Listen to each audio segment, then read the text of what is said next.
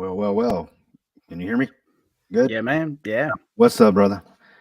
Same Sorry, old, sorry, same old. everybody. Sorry, late. We had having a pretty interesting conversation backstage Yeah. with fellow YouTubers.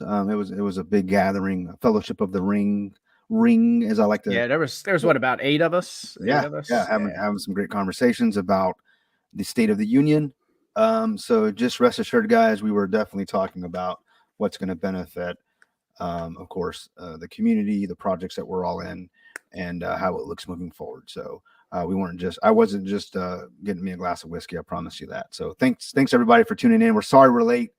I Yeah, hate we being, apologize. yeah, Yeah. I hate being late, man. Yeah. I'll be sending guys home for being late. You know what I mean? Now I'm that guy. It's all good. Yeah, we had a good reason though. I mean, it was a needed conversation. Let's say that about like Kryptonian said, State of the Union, things going on with the Vulcan blockchain, and it was a needed conversation. So most definitely. So yes, guys, we are sorry we are late, but we're here now. So yeah, guys, if you have any questions or anything like that, throw them in the comments. And yeah, man, here we are.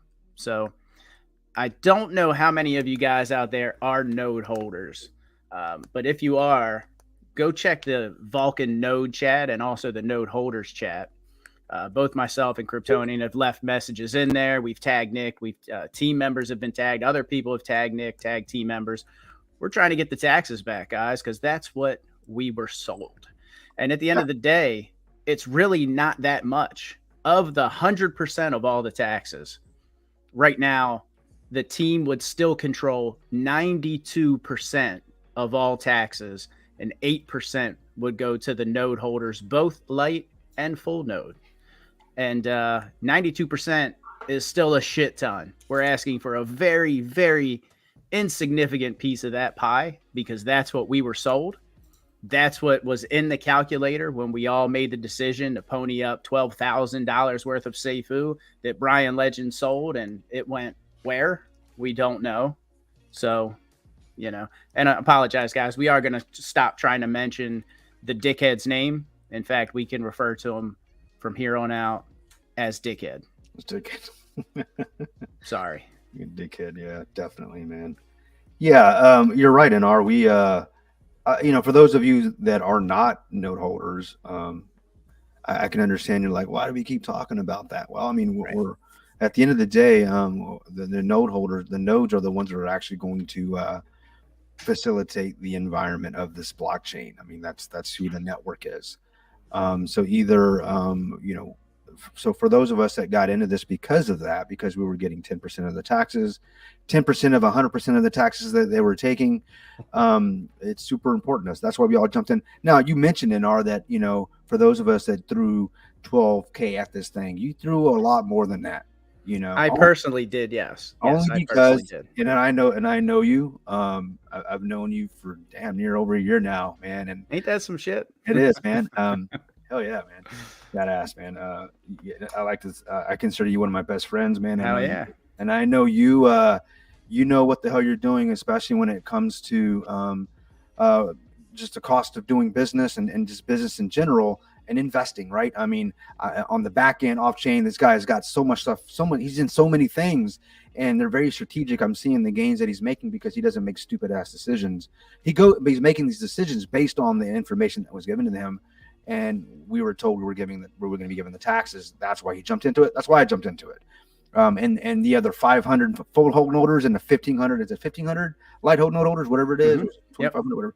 Yeah. 15. So yeah, when they took the taxes, obviously it sucks for the note holders, but it really sucks to the second power for the light note holders. It made those worthless. Yeah. I mean, damn. I mean, those, in fact, you had people trying to sell off the light nodes because of just how, just the amount of volume that would have to come in just to make those even, to even cover the cost of running a virtual PC or a virtual server or VM or something. Right. Would it'd be astronomical. And let's be realistic. This isn't going to happen, day one, month one, it's not. I'm sorry, unless we're in Dags tap in the middle of a bull run, I think we'll get some crazy volume just because everybody's jumping into everything. But when it comes to the actual, why are people jumping in and staying? and continually using the ecosystem of Vulcan, that's going to have to be proof in the pudding, rebasing, and all those things that they talked about. But for us as note holders, we looked at the big picture here. Like, okay, this makes sense. I'll take the hit. I'll take this hit, knowing that I don't need to go and buy a node for any other blockchain. I'll take the hit for this one because there is actually some ROI on it. It makes sense, but now it doesn't make sense. So now somebody brought up the point in the node chat that technically we weren't paying for the node, we were paying for the quote unquote validator node. So what makes it a validator node are the coins that are staked in it. So the node is free to spin up, right? You spin up the node on your virtual machine. The node is free, and that's on any blockchain. So what you're technically paying for is, in our case, the Vulcan that's locked inside of that, right? Yep. The problem is on other blockchains, let's just say Binance, a BSC network, there's BNB staked in that node. Originally, it was 10,000 BNB you had to stake. Now I think they're well over 150,000 BNB staked in the top 21 validators. If I wanted to right now, if I owned one of those, I could pull my BNB out of that node right now, cash it in, and put it in my wallet. I can't do that with the 12,000 Seifu, Vulcan, whatever it is. Yep. My money is still locked. Yep. And and shit has been changed. So yep. That's the huge difference right there. Is I have no recourse at this point. So give me back what was sold to me. Yep. Now I know everybody that is in the blockchain, node holder or not, has been, lied to, basically. I mean, $50 million worth of liquidity. It's not. We know that at this point. Yeah. We know that as fact. Right? We know that is fact at this point. Yeah. Correct. Yep. But we were told that. Yeah. I never really believed that there was 50 million. I don't think you did either. No. But, we assumed maybe it was 5 million, before, 7 million, Yeah, right. Even before, we came to the realization or was provided the information, I would say the investigation and on paper, tangible proof from the Brew guys, and those guys from that Discord. Even before then, I already knew there's no way it's 50 million. Right. Correct. I was hopeful for 12, 13, maybe, 15.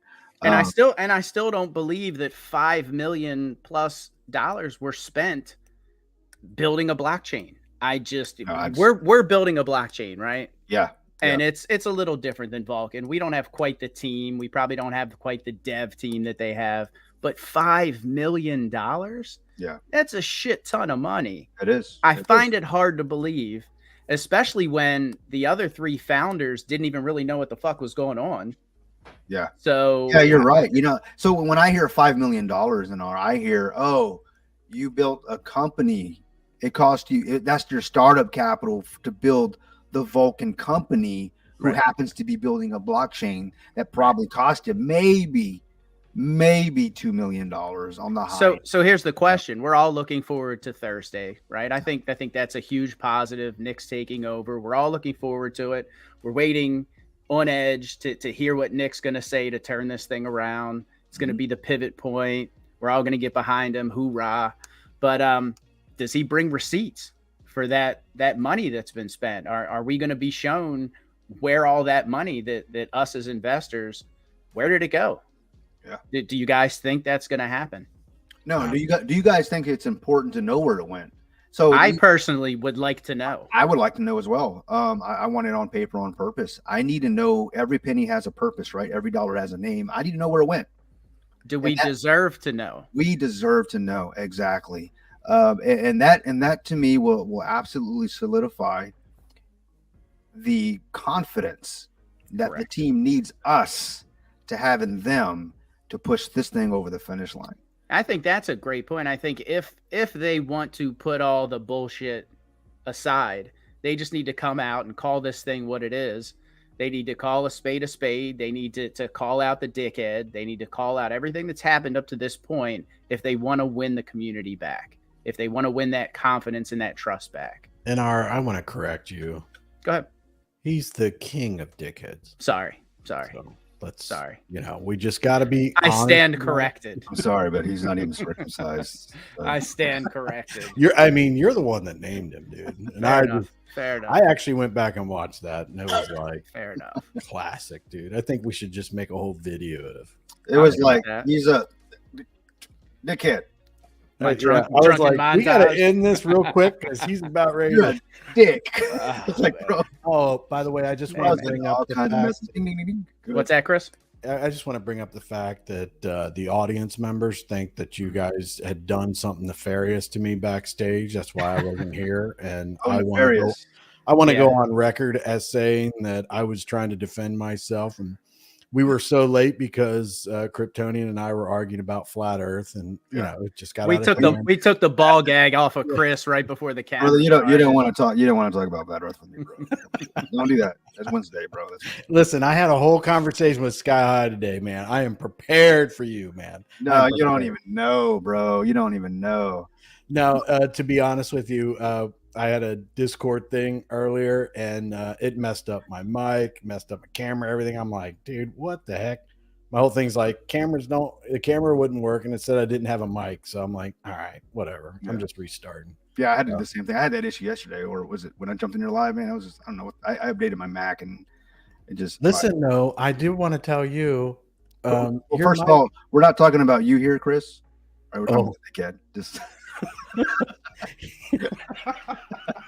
But go ahead, man. I throw that out there. Your mic sounds totally different than when we were talking earlier. It does. It definitely does. I mean, earlier it's like radio type DJ mic, now it's like you're in a tunnel. Echo. Yeah, it's got a little bit of an echo. It's the StreamYard, man. It's just not carrying over my drivers. I don't know what it is. But for so long, your mic was so good. I wonder what the difference is. I did an update on my Mac, and it hasn't been the same. So the drivers, I have an Apollo Twin.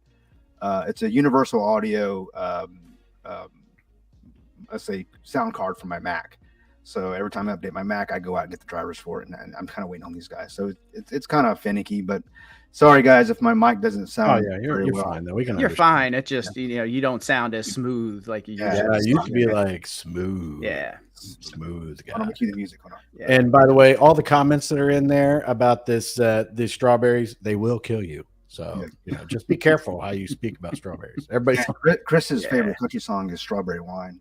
Look it up. Yeah. And Teddy One, I don't think that you wasted money buying the Node. I certainly don't. Like I think I have all high hopes that Nick's going to turn things around. You see it in a lot of the comments that he's putting out, and I believe he's going to save the blockchain. So I don't think you wasted money, but you should be making more money if you had those taxes like we were sold. So definitely not wasted money. You're definitely going to get a return at some point, provided Nick does what he's promising he's going to do. But if you guys are going to take away more taxes, I mean, I like what you were saying earlier, what you're talking about earlier if you're going to take the taxes away, let me take my 12K out. Just give me the option to give me that back. The problem is if all the node holders did that, there'd be no more liquidity. Yeah, exactly. See now that's a problem. So makes you go, right. Yeah. So that's a problem. And then that brings up another question. What happened to all the funds from the node sale? In addition to all the sacrifice funds and so on, because it was 5 million plus in node sales. So what happened to those funds? Because I'm sure that Seifu turned around and got sold. But can I ask a question about that though? Yeah. Of course. What's that? So like with the tracker for the sacrifice being 50 million. Right. Do we know that the nodes, I mean, is that so that was million? At the time of node sale, it was $12,000 per full node in Seifu value. And now when was the Seifu sold? Who knows? But I'm sure if you look at the chart, you can probably see. I mean, it was sold at some point. He didn't just hold it in Seifu. So, five and a half million node sacrifice. Correct. Yeah. And okay, I just wanted to make sure on that because then it was like nobody said that to me. Everybody's been like, 5 million. I mean, that's the number that. So is this 5.5 million for all of those things total?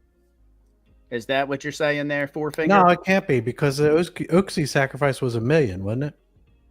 It was supposed to be, yeah. Well, that's what that thing said because Pride was going there every day doing the right. How much money it was, but it was over $1 million.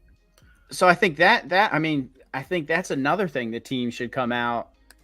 He's saying 5 million full node. 5 million full node. Right.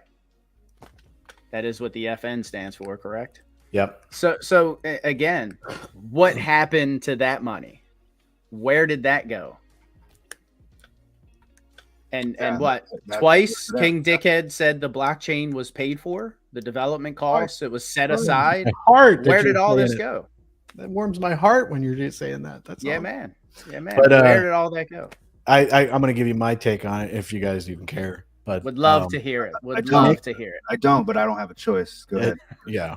So you can turn your audio off. I love you so much, Crypto. Yeah. But Nick is, and the people that are concerned about everything and all that kind of stuff. Look. I mean, Nick is the best person for this position right now. So, I mean, there's a lot of questions and all that kind of stuff, but this is the best decision that they could make at this particular moment. I have an enormous amount of questions, a lot of concerns, but right now, up till Thursday and everything like that, this is good for all of us. Let's not lose sight of that. But at the same time, no. And what NR is saying and Kryptonian are saying, these are valid questions that after Thursday, that's when it kind of be like, look, we need definite answers now. So if you guys are sitting around and like with Teddy One talking about his node and everything, hey, I think Nick's going to do his best to try. He's not going to make everybody happy, but he's going to put out a plan. Definitely not going to do that. Right. And we're going to all have to decide if that's the way we want to go and everything like that. Yeah. And like I've been saying, the Brian issue is separate than the blockchain. And as the blockchain goes right now, Nick is absolutely the best person in this position right now. So there's hope. So just, think about that. And everything that we talk about between now and Thursday are just concerns that individually we all have. And I think that Nick, hopefully he listens to those and it's a part of his plan and all that. So and I encourage people, if you're on our live and everything, go, you haven't voiced it, go let Nick know. Let the community know, hey, I thought about something that concerns me. Will this be an issue? Hopefully it's resolved. But yeah, let us hope. And Compton, listen, just whatever. He called me the Colonel. Let's go, Colonel. You see what he said about me? You need to see what he said about me? About my mic? What did he say about you? Bro, I don't want to bring it up. That's now your mic seems lower. Like you can't hear me? Yeah. Did you mess with your mic? No. I can hear you, but it seems like it's lower now. What about now? Yeah, it's good. Yeah, that's good. Yeah, my bad. It must be me. Chris.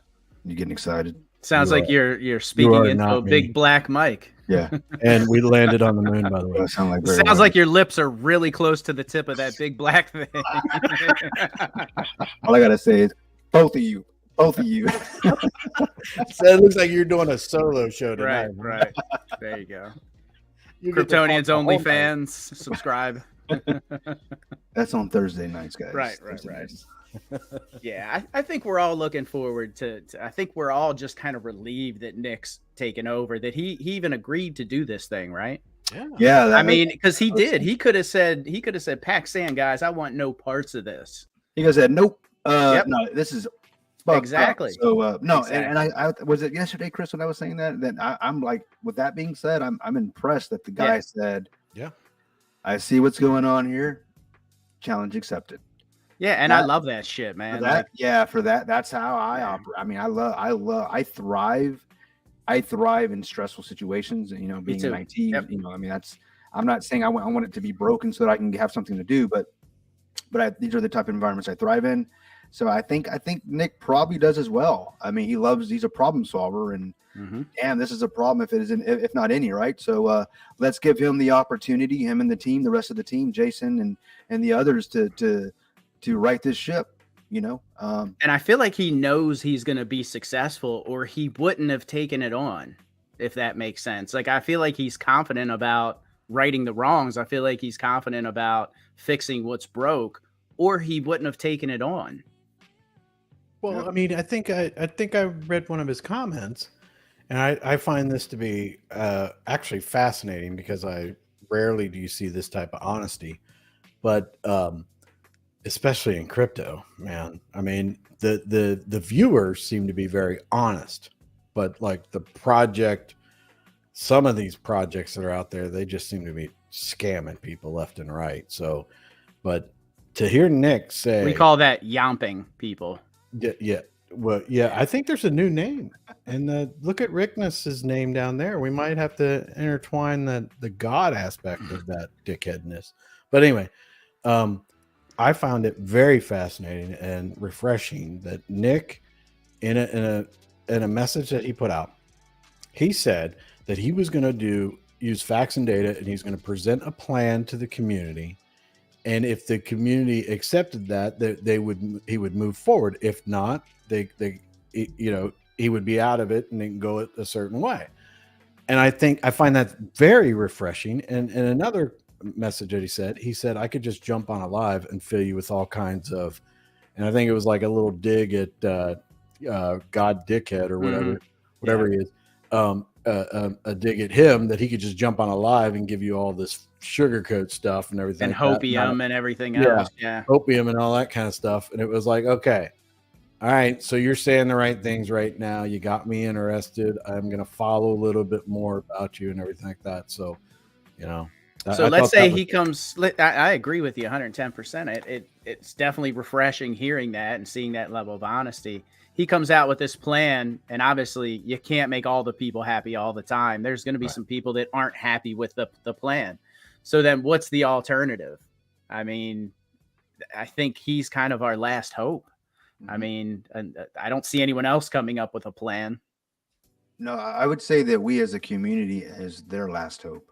If they have any hope, or if they still want to be tied to some sort of successful launch of a blockchain, I'm talking about the team, they're going to need us. Right. They're going to need us. So I agree with you. And then we'll take it one step further, right?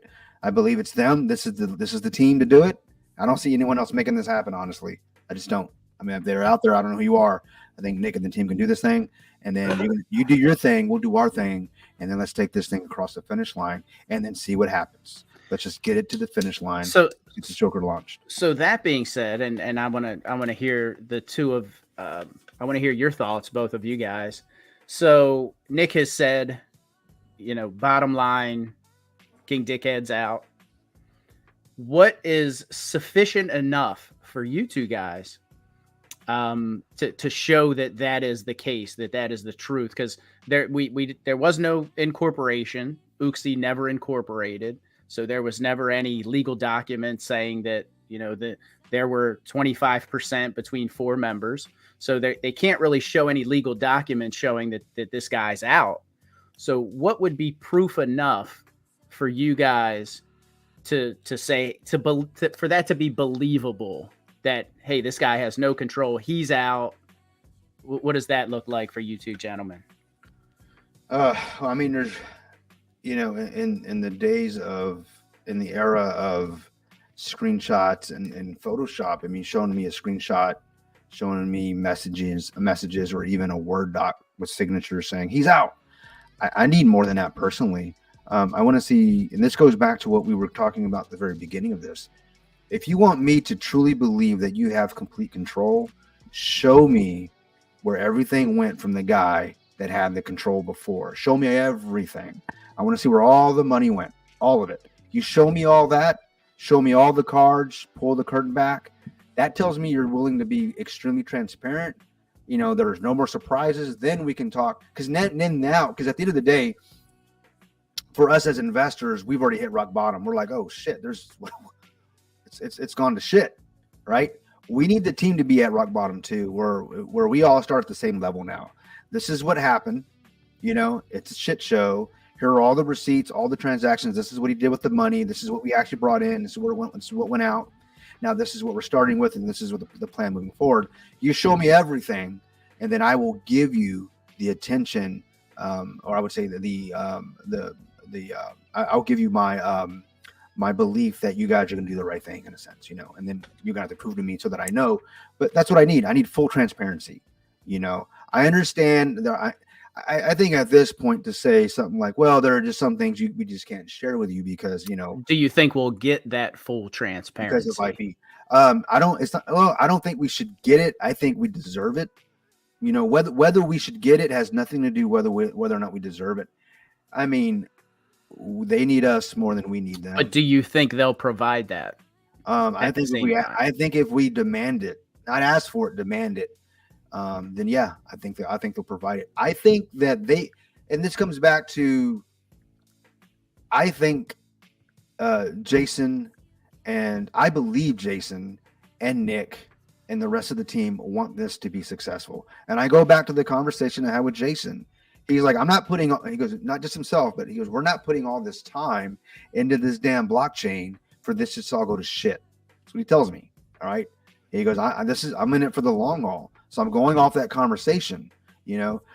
So if he can bring it with full transparency and, you know, and I'm not talking about disclosing IP or nothing like that, you know, and showing me, I want to see what an auditor would see. You know, if you guys are truly building, you know, forging DeFi and doing things unlike anyone else, surely I don't need to see everything, but I do need to see enough to know where my money went, the community's money, and why it went there, and what's gonna happen moving forward. So to your question, do I think they'll provide that to us? Yes, if we ask for it. The problem is, gentlemen, is that when we began to even think about asking for it, we were banned, shut down, shut up, silenced. Welcome to tyranny. You know, you couldn't even go into the Discord or on a chat and ask anybody, any of the primary YouTubers at the time. You couldn't ask questions because you had mods that worked for the dickhead and they would shut you down, right? So now things are different. Now we as a community can begin to ask these questions, and I would expect the community to come forth with the information that we ask for, so that way we can get that confidence reinstilled, and so that confidence in us, so that we can get back behind this community. The community can get back behind this project and push it over the finish line. Because guys, we're still, I would say we're on the last lap. You know, we got about 500 yards left before the finish line. We ain't made it yet. All right. You know, I made a comment early in the Vulcan Discord in the node chat for the node holders that a death by 1,000 cuts is not to be underestimated. And this is exactly what's been happening to us as a community. It's just paper cut after paper cut. We've been bleeding to death. You know, I mean, for a year. Bleeding money, yeah. Money, sanity, emotionally. I mean, everything possibly that makes us human has been in this project for all of us, because we want to believe that at the end of the day, this guy had our best interests at heart. We had a guy at the spearhead of this thing saying there is no way ever that this guy could ever do this to us. And not only did he do it to us, he did it to him and put it in his mouth, and everybody saw it. Okay, so you guys know what I'm talking about, right? Well, death by knocked some teeth out when he put it in. Knocked his teeth out, man, 100%, man. And 100%. And he's not even circumcised. The point is, the point I'm making, guys, is that we as a community we're hurt, man. You know, we're damaged. The damage is done, and it's up to the team to bring us to a point where we can go, okay, I trust you, but I need to verify. That's the problem, is we should have been like that at the very beginning. And the problem is when people tried to verify, they were shut down and banned, just like you said. Yeah, just shut down. Yeah. And that should not be a problem now. So us asking these questions, you know, not just us, but other communities coming in and say, well, hold on, where's this at? What, you know, you're saying it costs this much money, but where in history, in the history of blockchains, is it costing that? Prove it, you know. Now I understand there is cost of doing business. You know, I'm not asking to see when you guys bought, you know, sticky notes or freaking, you know, Sharpie. You bought lunch for the team. Yeah. I mean, unless you spend $100K for the team for the month, you know, just like Twitter did, and buying the team wine every freaking week, you know, If you're doing shit like that, then yeah, we need to know about that, because that's just wasteful spending. Welcome to the U.S. government, right? But yeah, we need to see where it went at the end of the day. I have a good fundamental understanding of what it costs to build infrastructure. This is what I do for a living. I manage $100 million companies, oil and gas companies, all the way down to law firms. I know what I'm talking about. I know the cost of doing business, especially when it comes to technology. So you can't bullshit me. I need to know, I know what I know, and don't think that I don't know what I know. And it's not just me. And I'm just a speck of dust on the windowsill of life when it comes to this thing I call the blockchain, or the transparency of the blockchain. People are watching, and we just want transparency. Give us the answers we're asking. Let's move on to the next point. Give us back the taxes. And if you can't give us back the taxes, you better have a really good reason why you can't do that. Now, and I'll make that last point, and I'll let Chris. I want to know what Chris has to say. But let's say the taxes are not viable for whatever reason, then what would I expect? I need to know why they're not viable, and I need to know why we're the only blockchain charging taxes, right? And I want to know why it's not viable. Don't just say it's not. I need to know why. You need to make it make sense to me. The math needs to math, right? And but that's it. That's my take on it. And I hope they deliver, on all the things I'm asking for. Of course, they're not going to be able to make me happy entirely, and I have a different perspective, different needs, a different worldview than everybody in the community. We're all different. We're all unique. But I do know this. I was sold a watch, and I got a notepad, and I don't like that. So you got a sundial. You got a stick in the mud, man. All right, Chris. What do you got, man? I'm gonna drink my whiskey, man. Go ahead. Yeah, I had a little bit of Irish whiskey earlier. I toasted to you earlier. Remember? Did you see that? Yeah, I saw that. Yeah. It was to you two guys. But I want to shout out to Rob S. I see him in the comments. I haven't seen him lately. I kind of miss his perspective on some things. So I saw him talking with Sky High and everything. And if he has been there all along, I haven't seen it, and it's my fault. I'm sorry, but I hope everything's good with Rob. I can't really speak to the situation with like blockchains and now the problem I see, before you get into it, Chris, the problem I see with a full audit independent from Vulcan is it costs money. Mm-hmm. Yeah. And we're already trying to pinch pennies as it is. So that's the only issue I see, unless the three remaining founders want to pay for it out of their own pocket. I could see that. I'd be happy with that. Or they come at us with, hey guys, we were able to find some funds. We found another $1 million, another $2 million. We talked the king of dickheads into giving us back some money. Yeah. Sure, he's blessed us, with 1.5 again, right? Yeah, I mean that is still on the table. I don't see why it's not. I don't see why it's not. Yeah.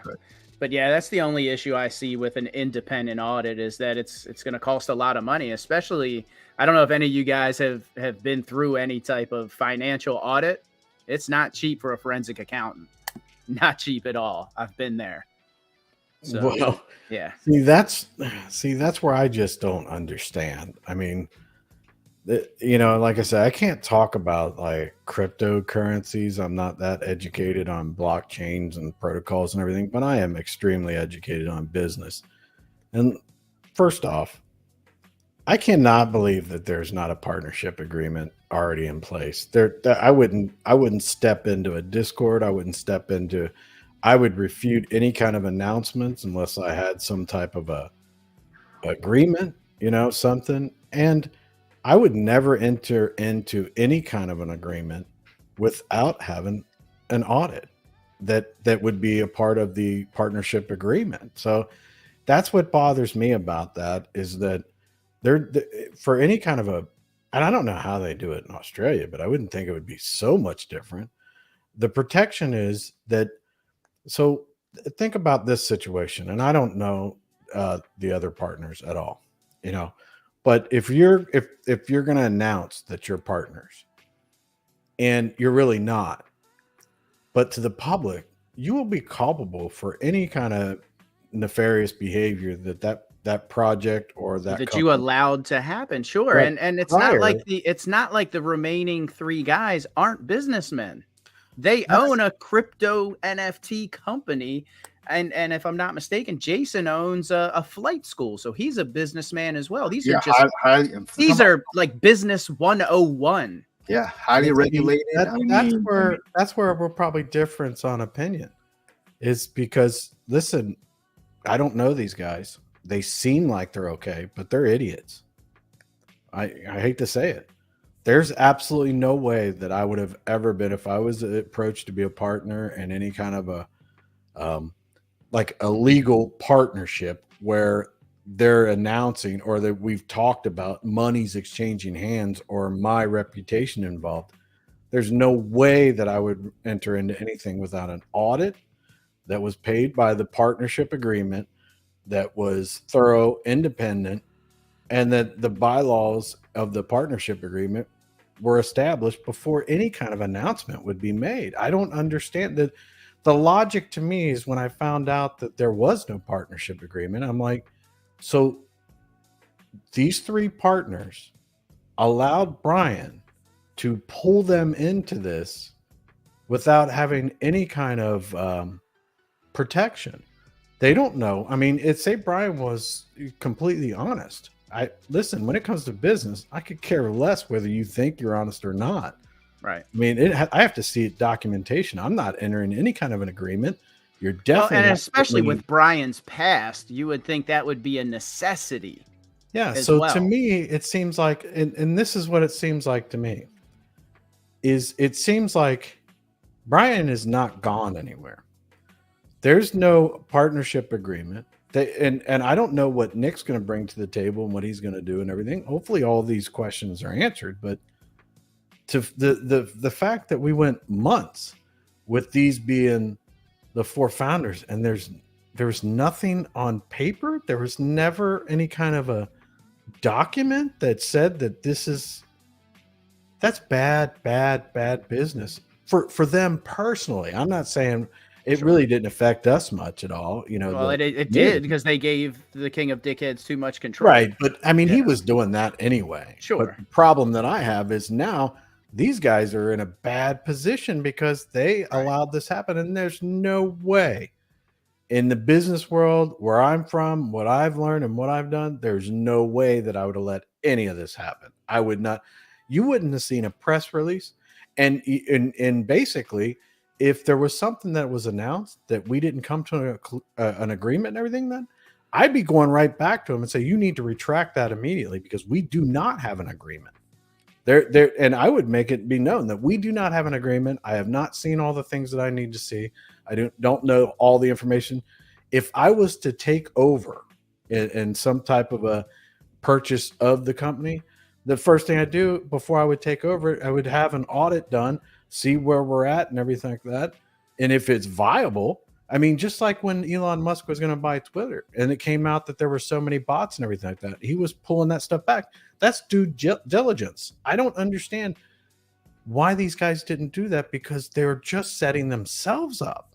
And if they're, you see what I'm saying? What kind of a position are they in now? I mean, all this stuff comes out and really they're left holding the bag. Yeah. So with that being said, I don't believe that. I think that's just nonsense. That's idiotic. And I don't think anybody in their right mind, any kind of business right mind, would possibly do something like that. So I know you guys. So do you think this is all smoke and mirrors and the guy's still in the background? Yes, I do. I think that Brian hasn't given him anything at all. I don't think so. I think Nick is pushed back and Nick is going to put out a plan. And hopefully Nick has a plan of saying, look, if the community wants to move forward with this, this is what I have to have in place. I have to have a partnership agreement. I have to have full control of everything. I have to have facts that Brian's not going to be a part of it, all that. And, and I hope that's the way Nick's going, because right now, the way I see it is that Brian set up these other partners. And what makes me think that he's not setting Nick up too? Do you see what I mean? And I'm not saying that these partners, there's no way that I would have entered into this agreement at all. No way. Not blindsided like this. These guys got blindsided. So, maybe they have their business and they're trusting people, and maybe that they did that, but that's no way to run a business. You can't trust your best friend or even an acquaintance like that. You have to protect yourself, your family, the shareholders, the stakeholders, shareholders. Everybody has to be protected, and that they didn't do that, and they pretty much hurt themselves is what they've done so far.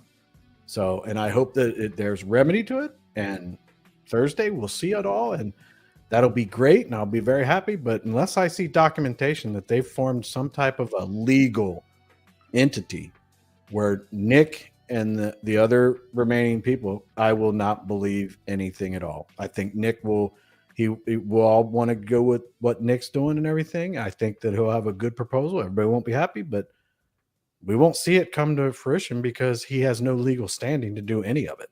That's my point. But Australia might be different, crypto might be different, but if we're talking business to business, this is a big shit sandwich. And yeah. I mean, we don't even have. I mean, speaking from experience, I mean, Kryptonian, myself, Milky, and Crypto Legend. I mean, we just formed a corporation in the Cayman Islands, right? We actually just paid the bill for it. So, I mean, and we don't have millions of dollars invested yet, right? Right. I mean, and that's like the first thing that we did. Yeah, and we decided before we take any monies from anybody, let's get the paperwork done first. Correct. Because friends are not friends. One of my mentors in business has always taught me, and he's an acquisitions lawyer, that look, I don't care if it's your brother, your father, your best friend, you better have some sort of business plan and some sort of contract in place. Because there will be a time you will not agree on something, and there needs to be 50-50, 49-49, whatever, and you give that 1% to some fiduciary, because you guys will there will be a line, some sort of line in the sand, and you got to have a way out. And most importantly, what is the exit strategy for this business? It isn't, hey, we're going to go make a lot of money. What if we're not making money? What's the exit strategy? So that's why when I learned there wasn't some sort of formation at all, right? And that's what we're hearing, right? Like, what the fuck? I mean, let me get this straight. You got millions of dollars in an account, and you're spending it on business, expenses. But there's no corporation. There's no corporation, right? But what I do hear somebody's, I hear an echo that I lay down and I hear it, and I wake up and I hear it, and it says, well, this is DeFi, it's not regulator. Doesn't it make you want to punch a mofo? It makes you want to punch a baby, and I don't punch babies. You know what I mean? So, and the other question that I have is, why was the money taken off chain? Because I know, again, for us in our project, that money's only coming off chain when we make an actual purchase, but we're using real world assets. Like when anything we're doing with Prism, all that money's staying on chain because there's no real world assets, right? We're not purchasing anything. I don't understand why that money was taken off chain. There would only be one reason to do that. It would either be to try and make more money with that money in an exchange by possibly playing the market, whether it's for personal gains or to increase the bag, or for something nefarious. I mean, why else would you take it off chain and out of public view? There's no other reason. And I think that one thing that we're overlooking is if they had a partnership agreement, I know that it wasn't done yet, and funds are being moved around without transparency to potential partners. You couldn't offer me enough money to be a part of something like that. That's just, and you're telling me that, see, I don't understand that when it comes off, I thought that would be something that it would be held in a wallet, but if it comes off, it comes off the blockchain and goes somewhere. If they have a partnership agreement and they all have access to it, and it's transparent to them and the core team. Yeah. I think that might be a different story. But even then, I mean, hindsight looking back, I can't believe that even myself, I didn't raise more of an issue, and I'm kicking myself for it. Where are the sacrifice funds? How much was raised? Like, why didn't we bring all this shit up?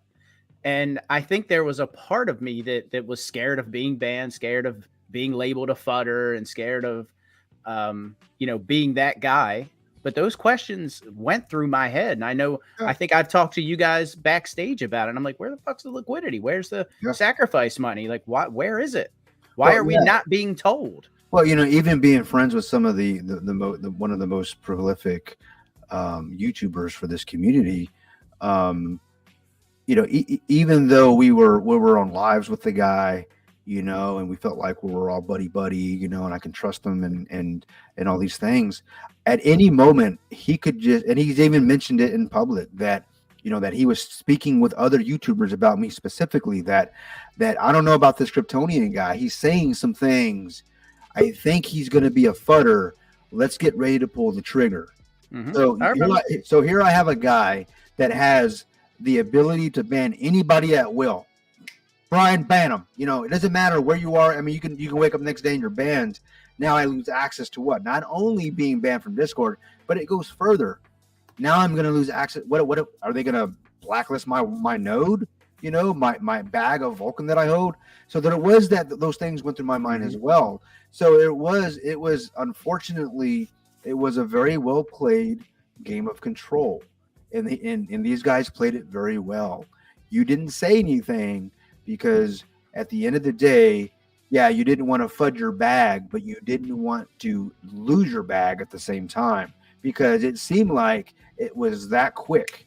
At the drop of a hat, you could be out. He was your friend one day, the next day he's not, and even in the Discord. So that was one of those are the things that went through my head multiple times, multiple times. Well, I hate to, what's up, Compton? I just don't. Richard Hart, please. I don't understand how this stuff, this. Can we call you Dick for short? Hey guys, can I got a big dick. Oh my God. Go. Were you going to say something, Chris? I was, but I thought you needed to say something. No, go ahead. I'll wait till you're done.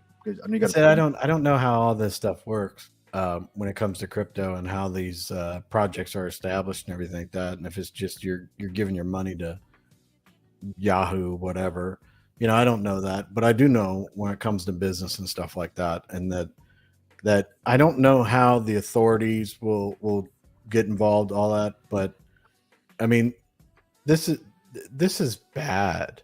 This is bad for Damian, Adrian, and Jason. This is very bad because of the fact that if they did not know about this, what the hell are you doing running the businesses that you have? I mean, why did you treat the businesses that you're running now, if you have agreement and all that kind of stuff, why did you treat those different than this one? Wouldn't you want to do, I'm sure you have all the established, legal requirements and all that kind of stuff. Why would you do this one different? And then another thing that I think is monumental that nobody's talking about is if there was an agreement with them about the 300 million Vulcan, whatever the treasury is or whatever, to split it, there was 4 ways. They all 4 of them, that was like with them. Where is that agreement? How did that work out? And if there is no agreement, and it was just maybe a handshake or a napkin or whatever, then Brian controls all that, and they don't have control over it at all. So Brian wins if the blockchain launches, and with whatever Nick's doing, all Brian has to do is stay silent. They blacklist those wallets, but he still has access to Treasury. Is that right? Is it not right? I mean, hopefully Nick can do all this stuff, but the bottom line is I think that Nick is going to be, I hope he's protecting himself. He's going to come up with a plan. We're going to like it. We're probably not all going to like it, but we'll be like, okay, this is best for the whole community. I don't think it can be perfect. But is Nick going to get crapped on? I don't think Nick seems like he's a pretty smart guy. I hope so. I mean, he's got decentology. I think Nick's going to come into I think he's coming into it with his eyes wide open. I hope he so. sees what he made what happened. Good statements. Yeah, and I hope so. It seems he doesn't seem like he's a complete idiot and everything like that. But Nick seems like he's sharp. I don't see him walking into a burning building with no protection, you know what I mean, without having his hose in his hand, you know what I mean. Like I think this guy's coming in, he knows what he's getting into, eyes wide open.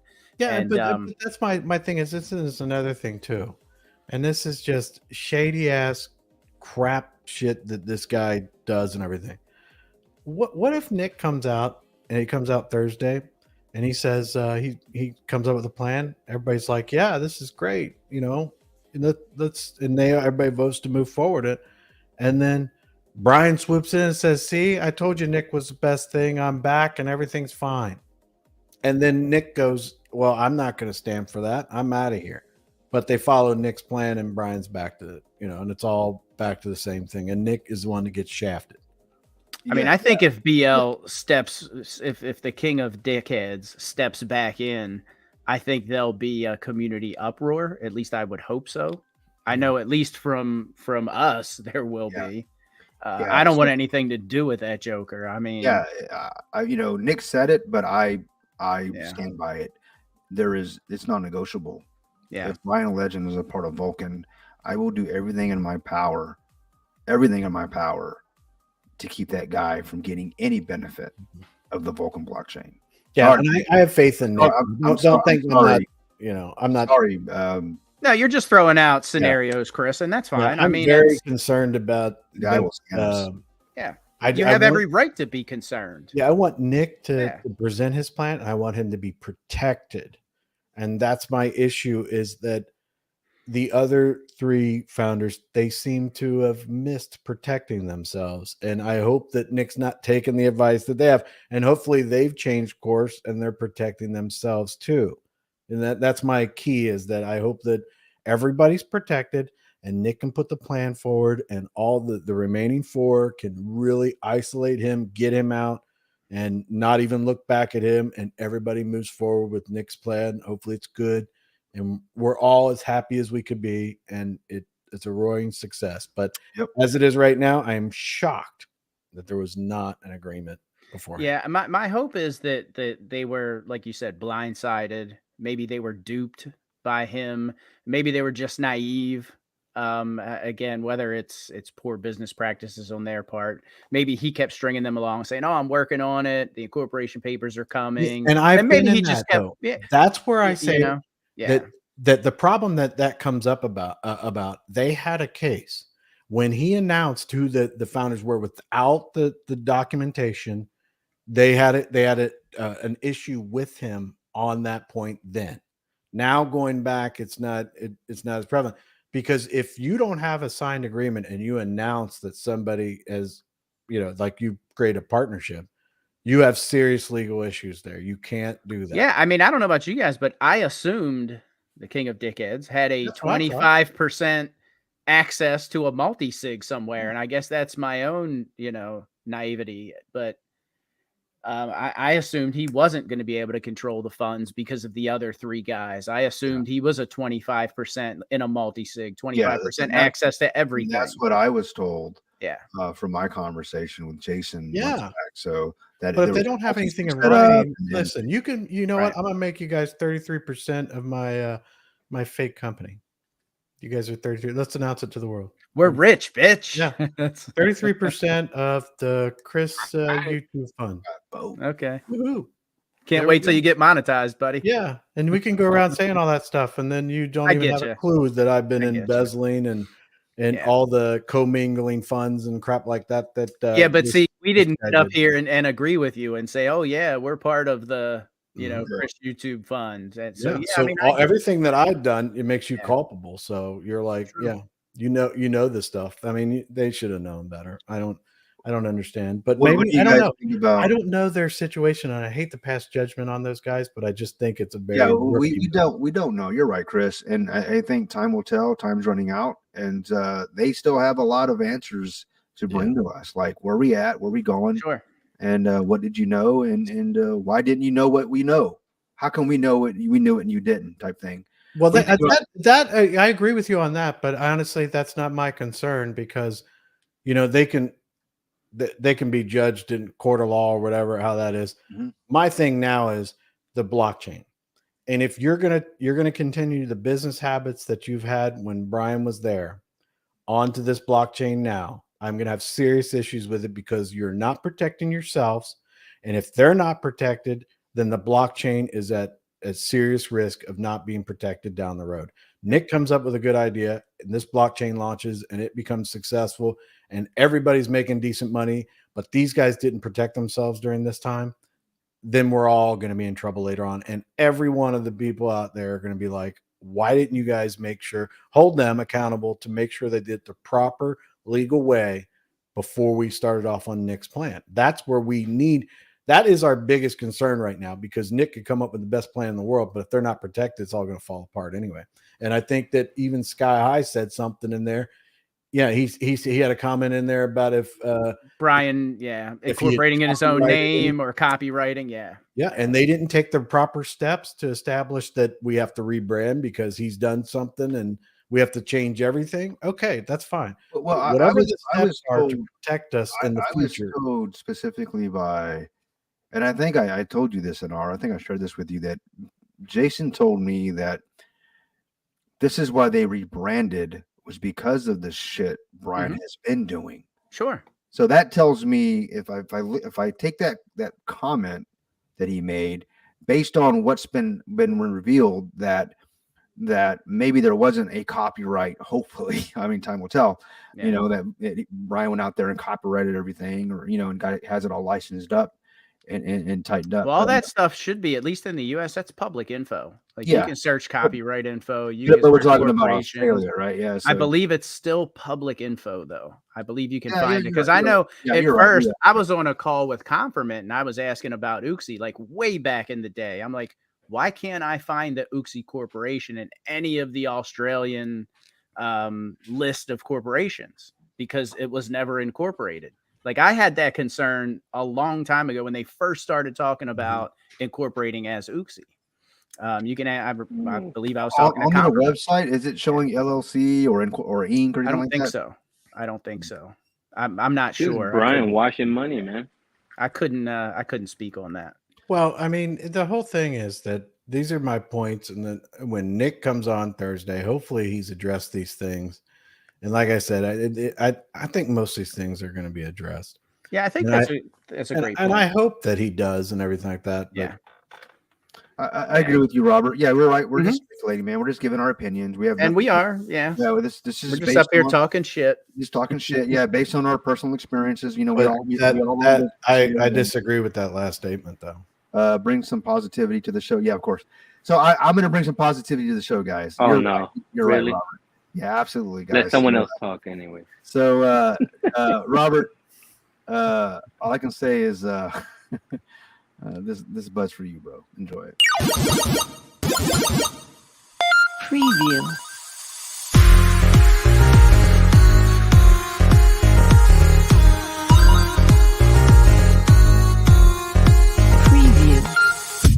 Preview. Final round.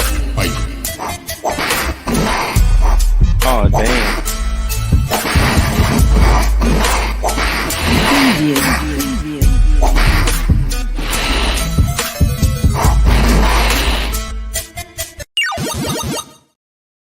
I mean, it was a big laugh. I don't know what. That was hilarious. That was hilarious. Shouldn't they have hug at the end? How long did that take you to make? 30 minutes or so. There's love it. After Effects, yeah. 30 minutes. Well spent. Look at him. 30 minutes. That was fun, man. That was fun. Yeah, man. Scam him. Scam him. I actually had it before. In one of my edits, I had. If you guys remember that's from a. You should have put whirl and then bomb. What's it called? Yeah. What's that new token? Yeah, it was at the very beginning, right? It was called D Fighter instead of a Street Fighter, right? So that's kind of play on words. But where it said finish him, I was going to, instead it said scam him, I was going to put rugality, or if you guys remember Mortal Kombat, it's an old school game. Whirl. Finish him. Yeah, finish him. Fatality. I was gonna do rugality, but I thought you weren't a gamer, and I thought you make fun of gamers. No. I was actually a real gamer. What you're doing is It's like, I'm a geek, you're a nerd. You played at the house in the basement. I actually played out with people. Like, I would play a game with quarters to a quarter machine. Then Dude, I was on Justin He TV. talking Then I would smack. go hang out with my girl. You know what I mean? I was on Justin TV hanging out with buds from all around the world, like in the early 2000s. You know what? I cannot even argue with you because you are definitely the gamer of all gamers because you walked away with Bitcoin, bro. I have nothing. I can't say anything bad about that. And if I ever told you how much I could have been making, but I was like, Bitcoin, what the hell? It was like every rate they reset the raids on Tuesdays. Weren't you getting like 10 Bitcoin a raid or 25 Bitcoin for the Wow. the guild raids on Saturday nights. It was like if you're a tank, $25. If you're a healer, it was 15. No, I think 10. But I mean, and 25 Bitcoin is like, dude, seriously, I don't have time for those Bitcoin raids, man. Yeah, guys, I'm excited that you guys laughed at that because we as a community need to laugh, man. And there's some funny shit that's happened. At the end of the day, laughter is the one thing that brings complete healing to humanity, in my opinion. And all fun and games. Yeah, I mean, there's some things we can laugh at, some things we can't. But I think what's going on, man, this is absolutely a soap opera, a novella, as I like to call it. So I hope you enjoyed that. That was something I worked on. I couldn't wait to bring it to you. And I got many more. I'm just, it's just going to be a drip. I just want to throw it all at you, man. It's funny, right? Love it. And Robert, don't take it the wrong way, man. We're up here having the conversations that need to be had. But with Nick stepping in, we're looking forward to Thursday. We are positive. Yeah, we are. You're right. You're right, NR. I do act. I'm a lot more optimistic than ever in the last 9 months. Oh yeah, I'll tell you that right now. So Rob, I appreciate you making that comment, man. And we are. I mean, the positivity that we have is Nick's here, and we'll see what happens. I don't expect the world from the guy, but I do expect results. And that's all I could ever ask for. Give me results, execute as promised, and we all make money. So there it is. Hopefully, right? Yeah, and Nick seems to be a guy that when he puts something out there, he's going to follow through. He seems I to be support that guy. I support Nick 100%, but I think my position may come across as maybe not so positive because I'm more interested in the business aspect of it. Because I think that's fair enough, though, and I think those are things that need to be said and need to be expressed, especially out in public. Because sure, this is another thing too. Nick's plan that he has going forward that may be universally accepted and all that kind of stuff. That could literally be intellectual property and be stolen from him if and basically.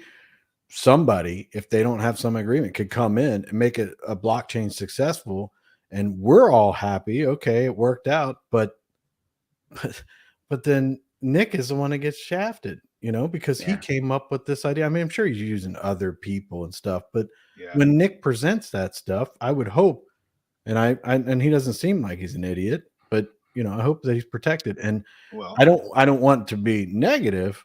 But I think of it more as a business level because that's more in my wheelhouse. When it comes to crypto, I have you're right, but you're speaking IP though, right? Like intellectual property, and that's just at the end of the day, that's what it's all about. You have an idea, you have a product, you want to protect it. So I think Nick, just based on his background, he understands IP, and I don't see the guy. And I mentioned this yesterday. I just don't see him. I don't know, but I just don't see him putting it all on the line to be shafted. He literally said, I don't give a what Brian about. I know, man. I mean, and he didn't, and the thing is I remember, I watched the guy. He was on a couple of lives. I've heard him speak. He's very cordial, he's very direct, right? I mean, straight to the point, but he's very respectful. He speaks with absolute, I think with control, right? And he's very to the point. Yeah. He's very methodical when he speaks. So for him to go to the AF, I don't give up, or give a F about Brian Legend. To me, that tells me that, and he only did that because of what BL did. BL threw him under the bus.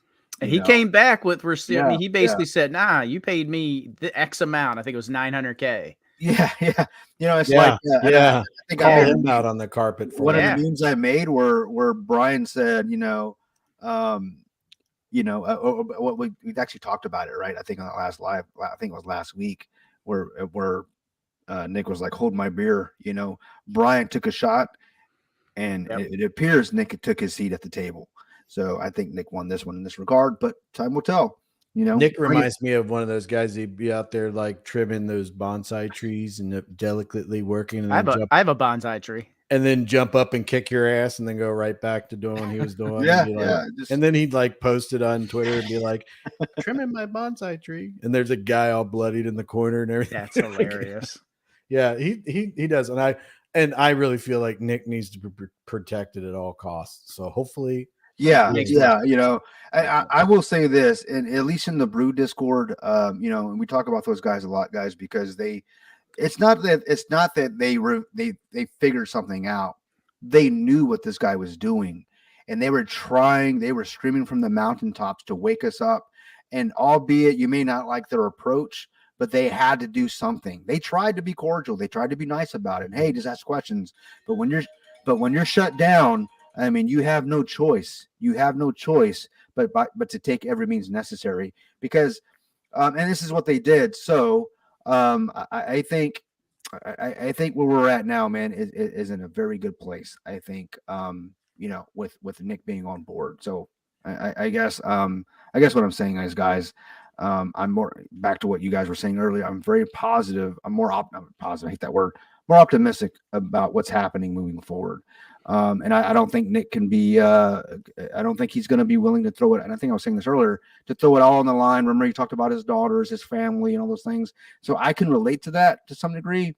He wants to leave a legacy, and so I'm coming from that perspective. Oh, and I was going to say, with the Brew Discord, I've even heard the sentiment in there. Not the sentiment, but just a straight up look. They're more optimistic. Some are more optimistic about the future of Vulcan, than they ever were before. They don't want it to fail. They just want the team to do right, fear no man, and at the end of the day, bring us full transparency and make this thing happen, and ultimately be an example to the space. Like, this is how you do it. You do it right. You do it once. And that's all these guys want. That's all we want. And I know that's what you as a community wants, right? But RSC says, Kryptonian, do one more time. I'll play it again, guys. It was pretty, I know it's real short, like 30 seconds or something, but I'll play it again in a bit. If you guys were asking what he's talking, want to know what he's talking about, if you guys are into video games, I actually it's not a video game, but I made a quick little video on if there were a video game made as to what's happening right now. this little clip will speak volumes. I think all the retaliation from that group is because how they were treated. Yeah. There's only one YouTuber in here who went out of the way to defend Brian and be on his nuts, and now he's eating all his words back. No, he's eating his nuts. They're so right to retaliate at how they were treated, and the F word and the B and F you and this and that. They deserve to retaliate. And the only person they're retaliating is against him. You don't see a Greek. Greek didn't do it. You guys didn't do it. It was only that one person who had his eyes closed and never thought outside the box. Yeah, you're definitely not wrong there, Compton. Right, yeah, you're right, man. And just remember, guys, there's nothing wrong with being positive, but the over positivity kind of blinded the entire community and allowed what happened to happen. It allowed, anytime somebody raised a point that was even slightly negative, it was shut down, whether it was a question or a point that someone wanted to make about something that just didn't look right. It was, oh no, let's keep it positive. So there's a point where, yes, we all want to be positive and we all want to have hopium, but at some point that also created the environment to allow this to happen, to get us where we're at right now. So there needs to be a fine mixture of both. There needs to be that 50-50. Yeah. I agree. Ashley asked, what about the Ninja promo? Does anyone know what is the progress status or or is it pointless to ask at this stage? So with Prism Chain, I reached out to Ninja Promo, and I will say this: they're very compartmentalized. They you kind of basically hire them to set up a campaign. They focus on the campaign, and that's it. If you want, depending on what campaign you want, full branding, they take over everything, all your socials. I think at this point, it's safe to say that Brian says, "I need you to do this. I'll take care of the rest." And we don't know what they were hired to do. Yeah. There's how so much many they were paid. Yeah. Right. We don't know exactly. So I think they were utilized to this point. I just think based on what we know about the control that Brian has had over everything, I think it was very, very limited. Mm-hmm. So I don't think it's pointless. And I'm going to go back to a conversation I had with Jason about, he actually mentioned Ninja Promo to me.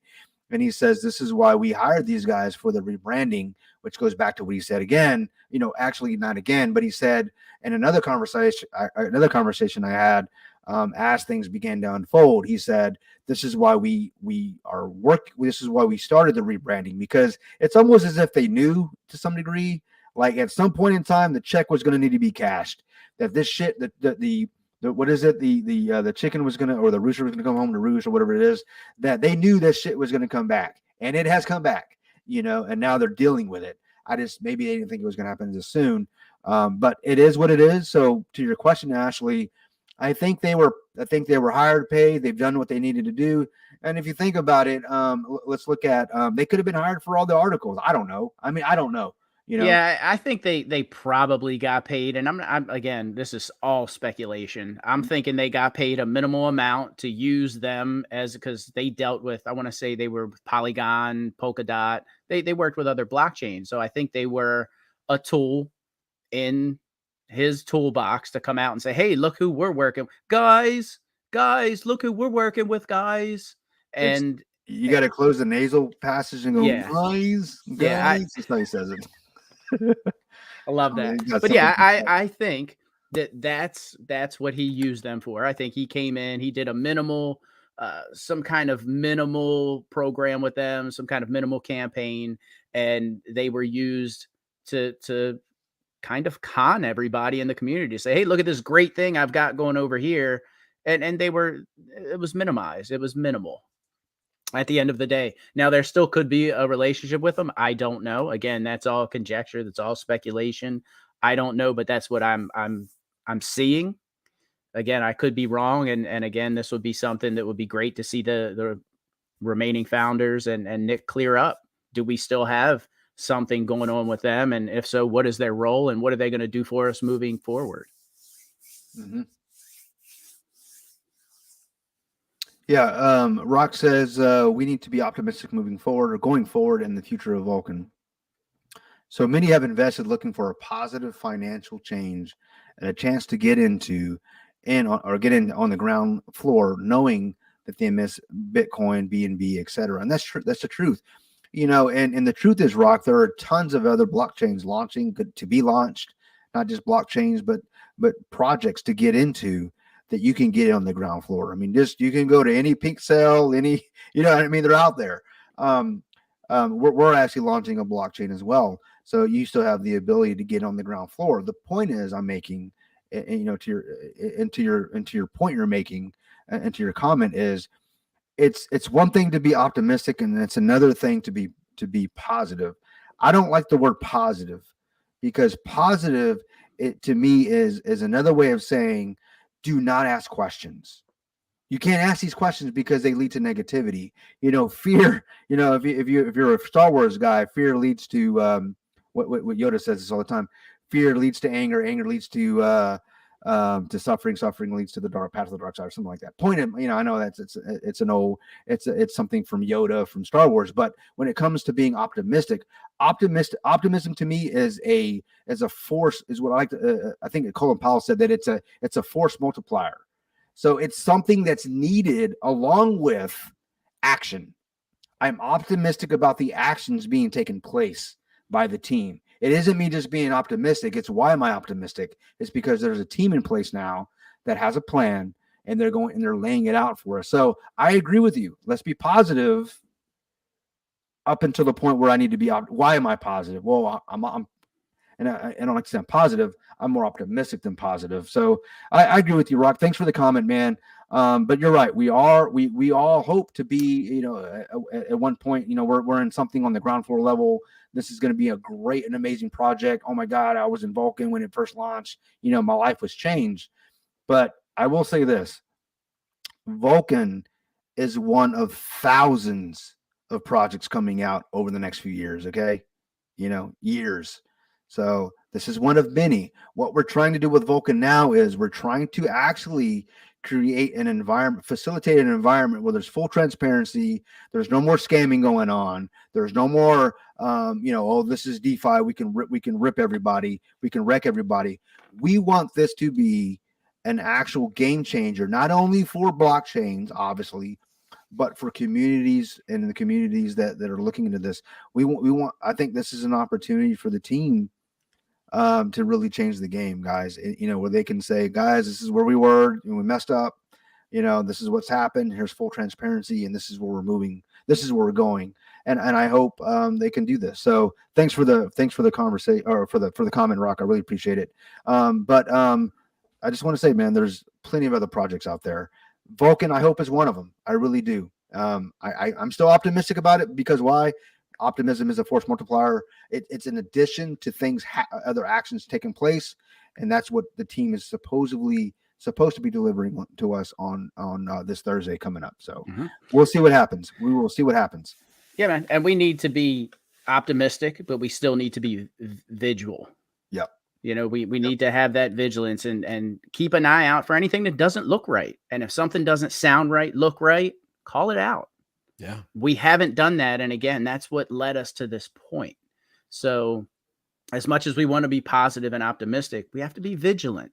Yeah. And anything that any of us sees, call it out. Let somebody else know. Let any one of us know. We'll get up here and talk about it. That's what needs to happen. And again, not doing that facilitated the environment that led us to where we are. And yeah, man, it's not cool. But I am very optimistic with Nick stepping up, taking on the challenge. And that being said, guys, what are you expecting to hear from Nick on Thursday moving forward? What do you expect Nick to come up here? Do you see a complete tokenomics change? Do you see him lowering the APY? Do you see him getting rid of rebates? What are you guys expecting to see? I think it's going to be from awesome Nick, because of the fact that he's going to be bringing facts and data. And to me, that's really good, because right now, recently we're all pretty emotional about all this craziness. So now to be like a breath of fresh air, to be like, okay, and this is what I like, and because this is what I deal with in the business world, the facts and the data, and I make decisions based on that. And I'm hoping that all the decisions that are made because of the facts and the data, they're very helpful to everybody, and everybody's okay with it. I don't want to, and if it's something, that with the facts and data show that we can't do it this way, and it's a drastic change, that I hope that everybody is okay with it. I hope it's the least amount of damage possible to already a damaged community in the past. So that's what my hope is. But I'm going to be very interested because of the facts and data. So there it is. Yep. And you're right, Chris. It's all about the data, because that's the data, because the facts don't care about your feelings. You can, God, I hope it goes to the moon, even though we didn't land on the moon, but I whatever it is, whatever you believe, but the data, man, right? It's all about the data. And Chris, being in the years of all the years of business that you've been in, and just, what do you mean years? Decades. I wanted you to clarify the fact that I'm old, and I actually that's how I had to go off screen, because I had to go. The guy was involved in the development of he was involved. He actually sold the land to the Egyptians for the pyramids. That's how old this guy is. So, no, but in all seriousness, that's just low. In all seriousness, I know I understand your background, in business, and you're speaking facts, man. It's about the data. So we can get up here and be as positive or optimistic as possible. But on Thursday, when he laid, and remember, Nick said he's laying out a plan. he's going to address some things, and he says whether you like it or not, in a nutshell, not verbatim, but I expect to have some bubbles popped and some some bubbles popped, and I actually expect some new ones actually presented. And in fact, you know what I mean. So I'm waiting for the data. As long as the math can math, I'll be okay. I'll be okay. Yep. And you can't. Well, I mean, everybody's not going to get what they want. Okay, we not we at know all. that. We know but at that's the same going to happen. time, Yeah, it's going to be Nuggies, man. He's not going. Nick isn't going to come out there and be like, "We're not doing it this way because I don't like you," or I need more. It's not mathematically possible, right? And that's when you're for going to be sustainability. like, how are you going to argue with Nick if he brings facts and data? Right. I mean, how would you be like, okay, well, I didn't realize this, I didn't see that, I like this, So that's what my point. I think that's what Kryptonian was saying. Although me being so old, it's hard for me to hear anymore. So. Yeah, no, you can hear. You just don't remember. But go ahead. What? I don't know what you said. Oh, I guess you can't hear. Just talking is leaving. Chris, are you there? Leon. We didn't get to talk to him. See you, Leo. Man, good seeing you, brother. Thanks for joining us, man. I miss that guy, man. He's always a good time, man, when he joins us because he shows up lit. Asking questions, man, baby. yeah. That's why I don't bring him on, because I don't get to talk, and you guys know I like to talk. Well, we were on with Melfella Crypto a couple months ago, and him and I got pretty lit up. So, oh yeah. But what are you guys drinking? Mimosas? I was drinking 1792, which bro, I know that's not something you would drink because you got those. I saw the little umbrella in the cup, man. Yeah, you got the umbrellas with the pineapple in your drinks. Me, I drink it straight out of. I drink a manmosa, bro. I don't drink mimosas. Okay, manmosa. I've never heard of that. That's a good one. Yeah, it's pretty good. That is a good one. Yeah, that's pretty good. That's what I ask for when I go to brunch with my wife. Can I get a mimosa? She always gets mimosas. Yeah, they don't know. I just tell them, just bring me an iced tea. It's just a glass with whiskey in it. A mimosa. Straight up whiskey. Yeah. I couldn't. You guys have a whiskey cake where you're at? You guys have any of those? A whiskey cake? It's a restaurant. Oh, man. Whiskey cake, the restaurant. I know what you're talking about. We don't have one here. No. Yeah. Oh man, guys, when you guys come to Texas, I'm taking you a whiskey cake. It's on me. I'm gonna take you. Actually, I'm gonna take you a lot of places, man. When you guys, I got so many places to show you. And Compton, I'll take you to In-N-Out, man. Since you're from California, bro, because that's like the shit. Apparently, Compton, you like In-N-Out burger? Yeah, that's all they talk about, dude. In-N-Out. You so crazy. He didn't even hear me, man. You there, Compton? I know you're there, bro. You always listen, man. You always listen. It kind of he said you have to address him as Richard Hart. Oh, it does creep me out that he's got Richard Hart's picture there. It's that's funny though. It's funny because everybody's like, "Damn, Richard Hart was on there live last night. What the hell's going on?" I appreciate it, man. Right on. All right, yeah. Leo says he'll join next time. Yeah, man, just hit me up, dude. We go on Wednesdays and Mondays, man. At least. I'm actually traveling this Wednesday, so I'm gonna try to join you guys Wednesday, but I am traveling Wednesday to Sunday. NR and the family going this time? We are going to Florida. We are going to Orlando. I imagine. I just want to hear you were at Texas yesterday. I'm pissed, bro. Yeah, we're going to Orlando. Out here twice. You've been out here twice, or at least 3 times in the last. Probably. At least in the last year and a half that we've known each other. Yeah. And you're like, oh yeah, I just left. You got to give me a heads up, bro. I got to take your whiskey. Well, no, the one time I hit you up the day before, but you already had plans. Yeah. Oh, yeah, you're right. See, the story changes now. Before it was like poor Kryptonian, but bro, Chris, if you could travel more than 45 minutes without having to take your meds, I think I'd fly you down here, bro. But apparently your doctor doesn't allow it. You can't drive anymore. But it's all good, dude. I'm gonna come out. I do plenty of traveling. Whenever you're in Texas, whenever you're Texas, man. Where's Brian? I'll come see you guys. Actually, I was up there a couple months ago, just close to you guys. So I even reached out to you. I was like, man, I'll meet you somewhere. Oh yeah, I'll be up there again. End of the year, I'll be up there at least once or twice, man. I got some business up there. So. Where's Bryan, Texas? Bryan, Texas. That's north east of me. It's or northwest of me. It's like College Station. It's like it's probably about an hour and a half for me. I got December 9th. It's tentative because it's got to work out, but I might be there for like a week. Well, hell yeah, dude. Yeah, let me know, man. We'll definitely meet up.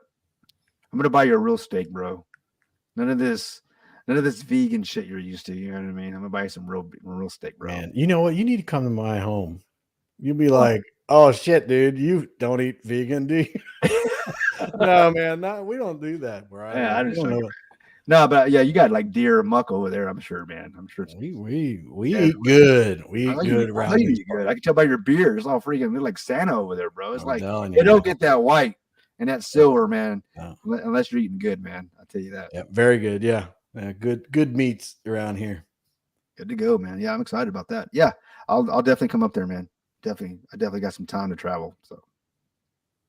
Oh, Sky High. I'm gonna end up blocking you now. He said I eat lab grown meat. Do you see that? Yeah, because you do.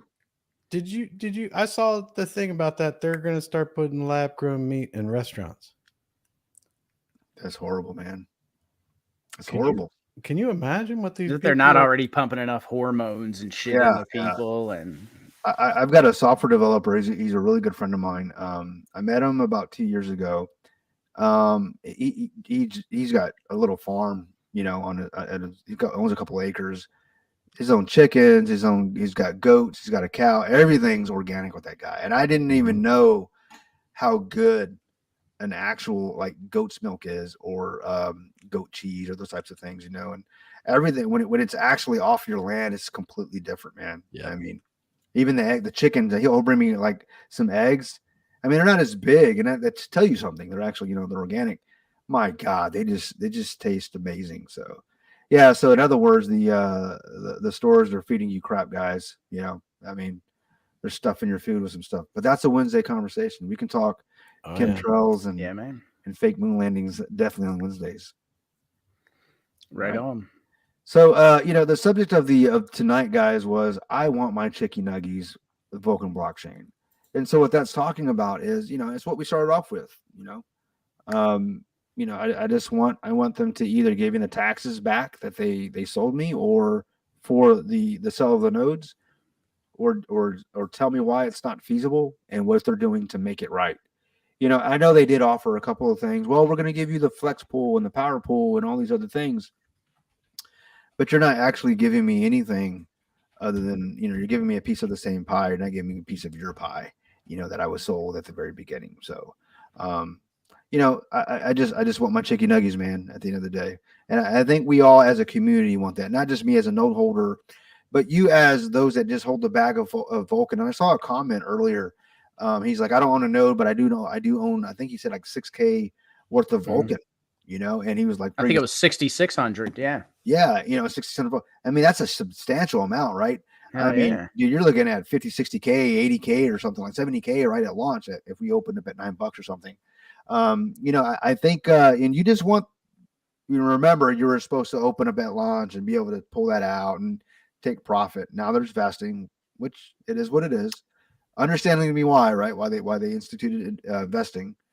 But just make the math make sense for us. That's all we want. So do you guys see a longer vesting period? Oh, Lord. Or do you see a potential 0 added in front of the 0.25? I mean, like, what do you guys think? I don't want a 0 added. I would much prefer longer vesting. You know, I mean, I agree with you. Yeah, I agree with you. I add a 0, add a year. I'm cool with that. You know. Yeah. Do you see that in our future? With $900,000 worth of liquidity, yeah, I see 2 years added to that. Honestly, maybe 3 years, but I'm okay with that. If it is what it is, this is all we got, you know. And they can make the math work, fine. Don't add a 0, add a year or 2. I'm okay with that. That's manageable to me, you know. I think Chris, originally you wanted longer vesting just for longevity of blockchain. You were in favor of a longer vesting period than we already have. Yeah, I am still a proponent of that, but the problem I had was I didn't think that funds were going to be, you know. You knew it was bad, but you knew it was this bad. Right. Yeah, because I think that my school of thought would be, and blockchains that I know of so far would be a vesting period. You're getting, you know, there are other benefits to that. Like with Bitcoin, holding Bitcoin, I held Bitcoin because I didn't know how to sell it. but then I held Bitcoin because I believed in it, and I keep holding it because I believe in it. And I thought that was the direction of what the blockchain was. Everybody that sacrificed is look, you're going to make more money in the long run if you're vested. But this was not, just like with the node taxes and stuff. This was not presented to us up front. And then when they changed it, I was like, okay, so now we're start talking a little bit more about building a community for decades. Something that's why I talked about trusts. You need to get this blockchain is going to be around for decades. This is the investing and all that kind of stuff. You need to get this in a trust so it can pass on, not just a trust, but you know what I'm saying. The very overview of that, but you got to make sure it's funded, all that. But anyway, get into trust and pass these assets on to your heirs and things like that, and make sure that they're protected. That's my thought on it all. But meanwhile, it was completely, we know why the vesting was done. And it wasn't advertised at the beginning. So a lot of people that weren't a part of it, I had a bad taste in my mouth about that, because I was like, I would have wanted that. I would have still invested in the blockchain, sacrificed all that kind of stuff, done all that. But a lot of people wouldn't have. And then I didn't like that. And then I think it's one of those things that if they do come out with a longer vesting, okay, I don't think I'm going to be too happy about it, because I think that a lot of people are like, look, man, I didn't know about any of this stuff when it came to the nodes, all that kind of stuff. They just really need to see some profit and get some money in their pockets, and hopefully that works out. I'm interested in the vesting, but at the same time, I'm even more interested in what was Nick was talking about, the ecosystem that he wants to create. So that is the vesting might be a change and everything like that, but the ecosystem is where my focus will be on my personal investment. Like me personally, I'll be interested in the ecosystem. I agree. And the vesting, okay, okay, what is this ecosystem? What do I have to do? I have to vest longer. And I would even say, I said this before, I'll say it again. They could make it voluntary. I mean, if I believe in the ecosystem, I remember you saying that.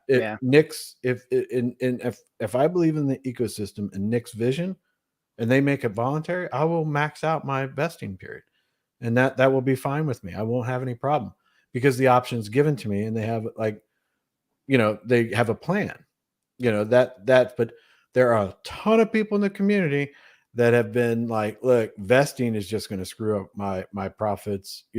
I don't need that kind of vesting. So I'm for it, but I would like it to be more of like a voluntary thing if it can be worked out in it. But if he comes out and he says, we're going to change it to 5-year vesting, and I will see that on me. I'll be like, wait a minute.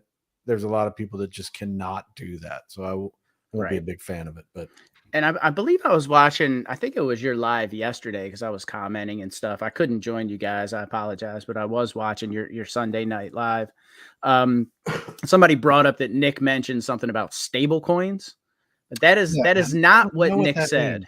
That wasn't what Nick said. So Nick sent out a tweet, and it basically said a rebasing protocol that isn't targeting a stable coin price is infinitely inflationary. So he wasn't talking about actual stable coins. He's talking about a stable coin price. Okay.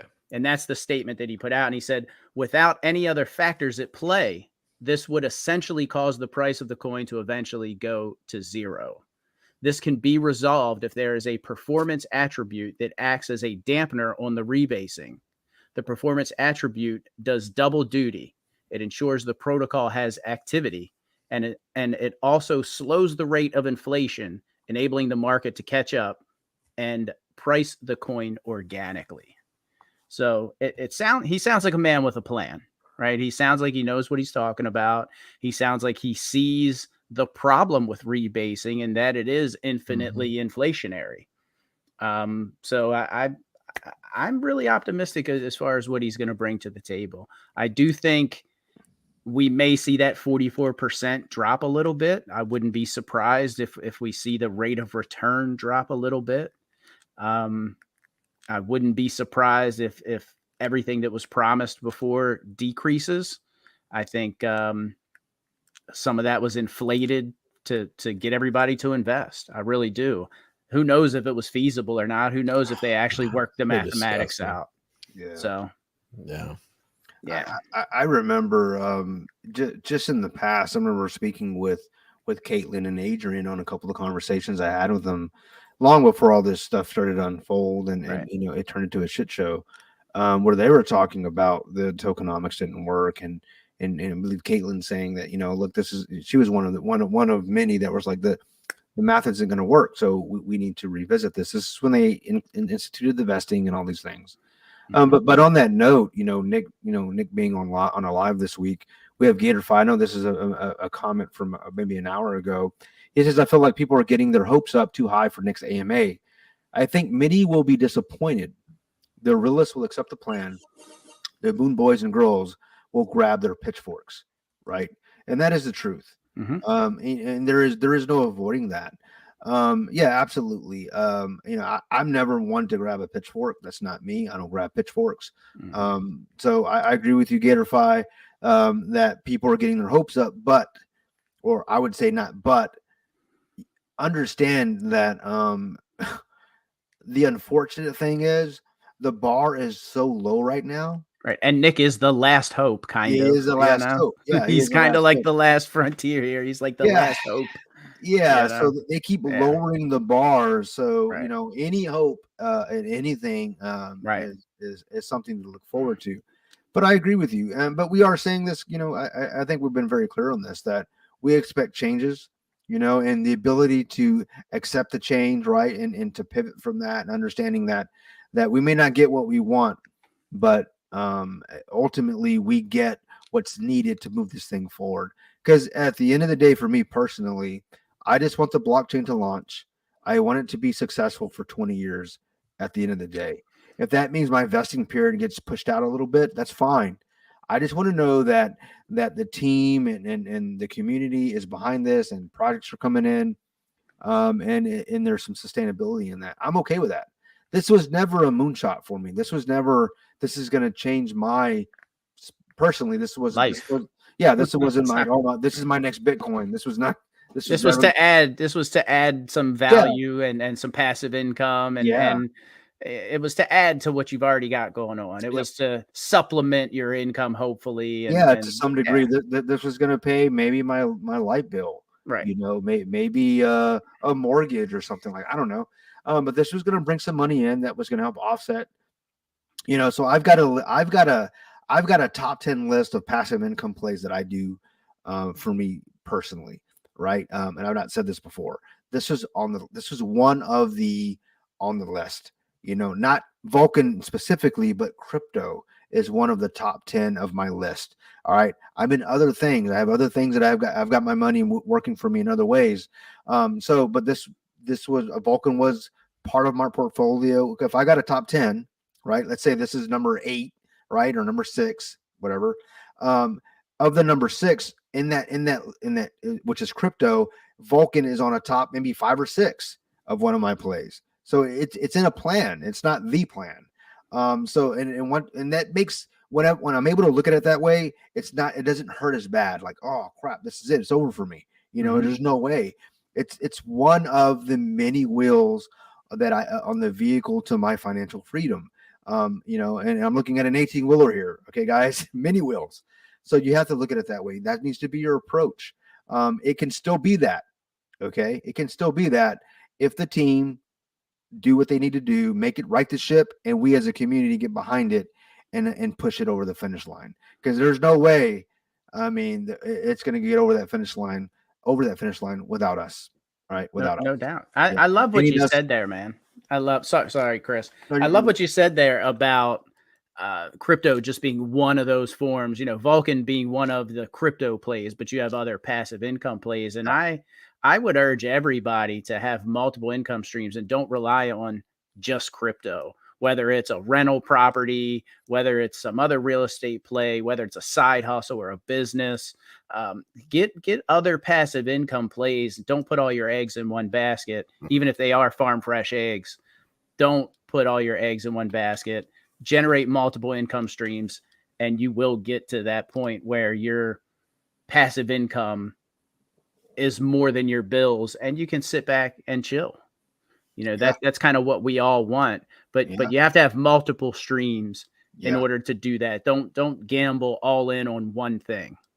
So well said, right. Kryptonian, 110%, man. Well said. Appreciate that. And what about you, Chris? What is you've been around in business, in life? You have a lot of experience.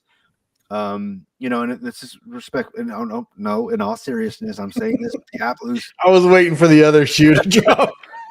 You were there when they learned how to. I say this as you are one of the mentors of my life, in many ways.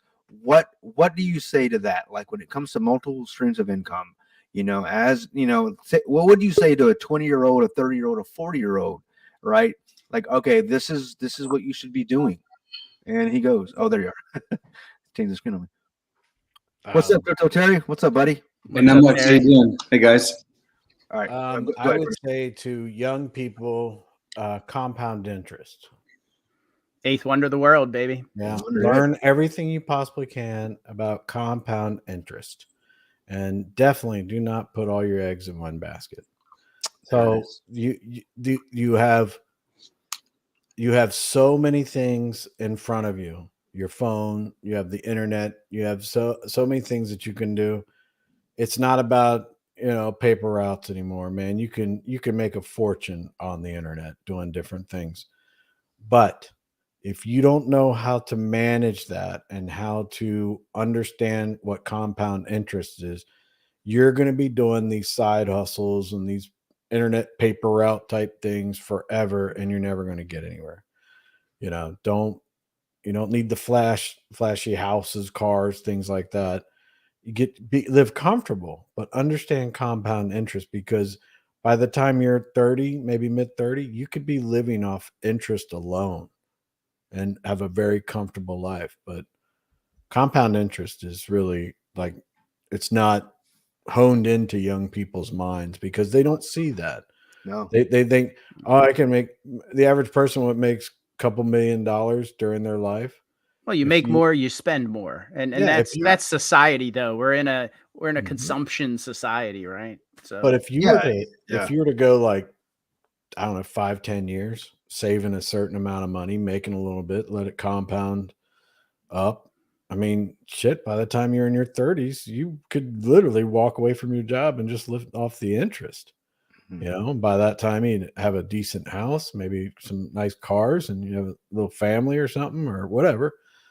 But your life would be so much easier. And at a young age, to understand what compound interest is and seriously understand it, not like read it on like a Instagram, what do they call reels or whatever, where someone's like, compound interest. I think Facebook wonderful. Is the reels, Chris. Oh, yeah. I forgive you. The Facebook reels, all whatever those things are, where they give those fluffy, like, there's like a beach in the background, some beautiful lady walking by, and they're like, the world is great and you should do that. Just stop that. Go look up the real true definition of it, understand it, see how you can do it. And when you turn next week, when you turn $100 into $105, or you start multiplying that up. And by the time you sit back, and if you just let that go and live your normal life, hang out with your buds, get yourself a good job, all that in the background, your compound interest is working for you. And then you walk away and you're like, look at me. I'm living a good life and I make a decent income because I took the early time to learn about compound interest. So plus there's so many other things like trust and things like that. But if you learn compound interest now, you can learn all the other stuff later. Oh yeah. 100%. Compound interest is the start. And trust is what you do to protect all the interest that you've gathered over the years. Yes. S corps, limited liabilities. How you can take that compound interest and you can use it towards funding like your trust, or you can use it towards funding properties that you would own, and then just start multiplying in different areas. By the time you're in your early 20s, you're compounding. You get to your mid 20s, you're thinking about different ways to earn more compound. and you have a little bit of a nest egg, and you just move from one to the other, and you have your limited liabilities for your real estate, you have your S corps for your businesses with partners, and then you have your trusts, and you have real estate trusts, and all these different things. And you learn all this stuff as you go. But if you don't learn compound interest, none of that stuff happens. So that's a great point. Yeah, no, great point. Good stuff. I learned when I was young, when I was managing fast food places. One of the managers was married to a manager, and they lived off one income. And they didn't have the new boat, they didn't have the new car, they didn't have the jet skis, but they put up one whole paycheck every week for the first 10 years of them doing this. And then all the guys were buying all the fancy stuff 10 years when it was all old. These guys could do whatever they wanted to do because they sacrificed early and they delayed gratification. Yeah. And then delayed gratification is not something that people do nowadays. We live in I try to tell people that, especially with my kids. Don't listen. Everybody's addicted to something. Everybody needs to have some gratification. But if you can listen, if you're addicted to drinking diet sodas, that's better than being a crackhead. Okay. Yeah. You're going to have some addictions. Just a little bit. And you want some instant gratification. Okay. Buy like $10 worth of lottery tickets. Like go buy a lottery ticket every day. Let's scratch off something. You get a little gratification. Do something, but if the gratification is small and it's not like half your budget and stuff like that, that's what happens. People are like, I'm not going to buy anything. I'm not going to do anything. I'm not going to, and then they go crazy on Amazon. Well, that's a little different. Yeah. That's a little different. Have a little bit of gratification, have a little bit here and there, and have your little vices and stuff. I mean, I could not smoke cigars and drink bourbon, but I'd probably be dead by now. So and I always says slice them up a little bit. I waited till I was in my late 30s before I started on the bourbon and cigars. Yeah, just don't have to keep up with the Joneses, right? Life is so much better when you have, Scotch, Irish whiskey, bourbon, and a good cigar. The world just looks better after you've had a few of those. It doesn't look better. It feels better. It feels better. Let's be honest, man. What's up, Terry, man? I appreciate you being here, bud. Been watching most of it off and on. Yeah. Yeah. So guys, back by popular demand, I'm going to go ahead and play that. The little video that we played earlier. Yeah. Faithful Combat. Yeah. We're going to call this I think I called it D Fighter. Instead of, if you guys familiar with Scam Fighter? Yeah, Street Fighter. So Street Fighter. This is a pun on that. Preview.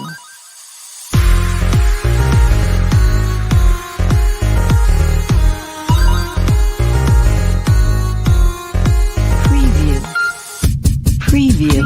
Final round. Fight.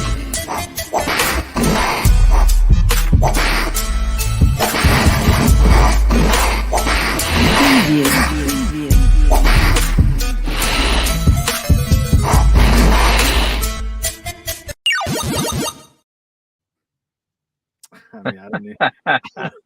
I don't even know what's funny about that, man. You got Gimp. It's classic.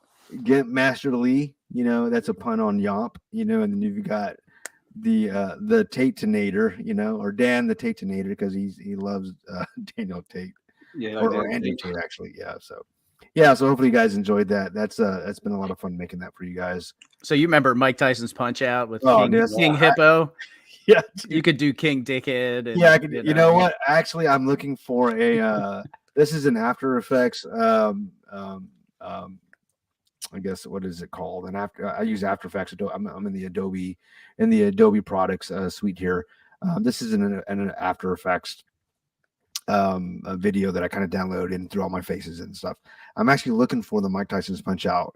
I've been looking for that for years. That's my absolute favorite game of all time. Yeah, I love some Mike Tyson's Punch Out. Yeah, man. That's what made my Nintendo. Hey, I had Zelda, but Punch Out is what it was all about. Yeah, nostalgia, man, 100%. So, what on the new Street Fighter came out not too long ago, a while back? Yeah, one of my clients is actually the voice of one of the characters. Yeah. Oh, really? Voice actress. Yeah. Oh, that's crazy, man. She's from Texas. Well, you gotta let me know which one, man, because I actually play that, man. So I like to find out through her mother. Yeah. All right, yeah, pretty cool. She directs anime. Really? Really? Yeah, that game's actually. I actually like the new Street Fighter, the new version of it. It's different. If you guys are gamers, Street Fighter fans, it's certain. What I just played was from the Mortal Kombat. Mortal Kombat, not Street Fighter, but yeah, it's a lot of fun making that stuff. Hopefully I made you guys laugh. Made me laugh when I was making it, man. Just the just the irony of it all, right? Because that's kind of what's happening right now. Because I know that Yomp is about to launch at the end of the month, and Worldwide Token is about. I still think Yomp is just a slap to the community's face, man. Yeah, it definitely seems like. I feel he's just trolling all of us. I think you've said it, Chris has said it. You guys kind of have said that as well. I just can't believe that this guy is putting out another project and then calling himself God and all this other shit. Like, come on, man. Like, I don't know. I think he's doing it to pump the price really hard. This is my honest opinion. Well, I've heard that. I've heard people say to basically say cover up what he's done with Seifu and Seifu Go. And yeah, Look, I'm not a scammer. Yeah, I've heard people say that he wants to prove he's not a scammer.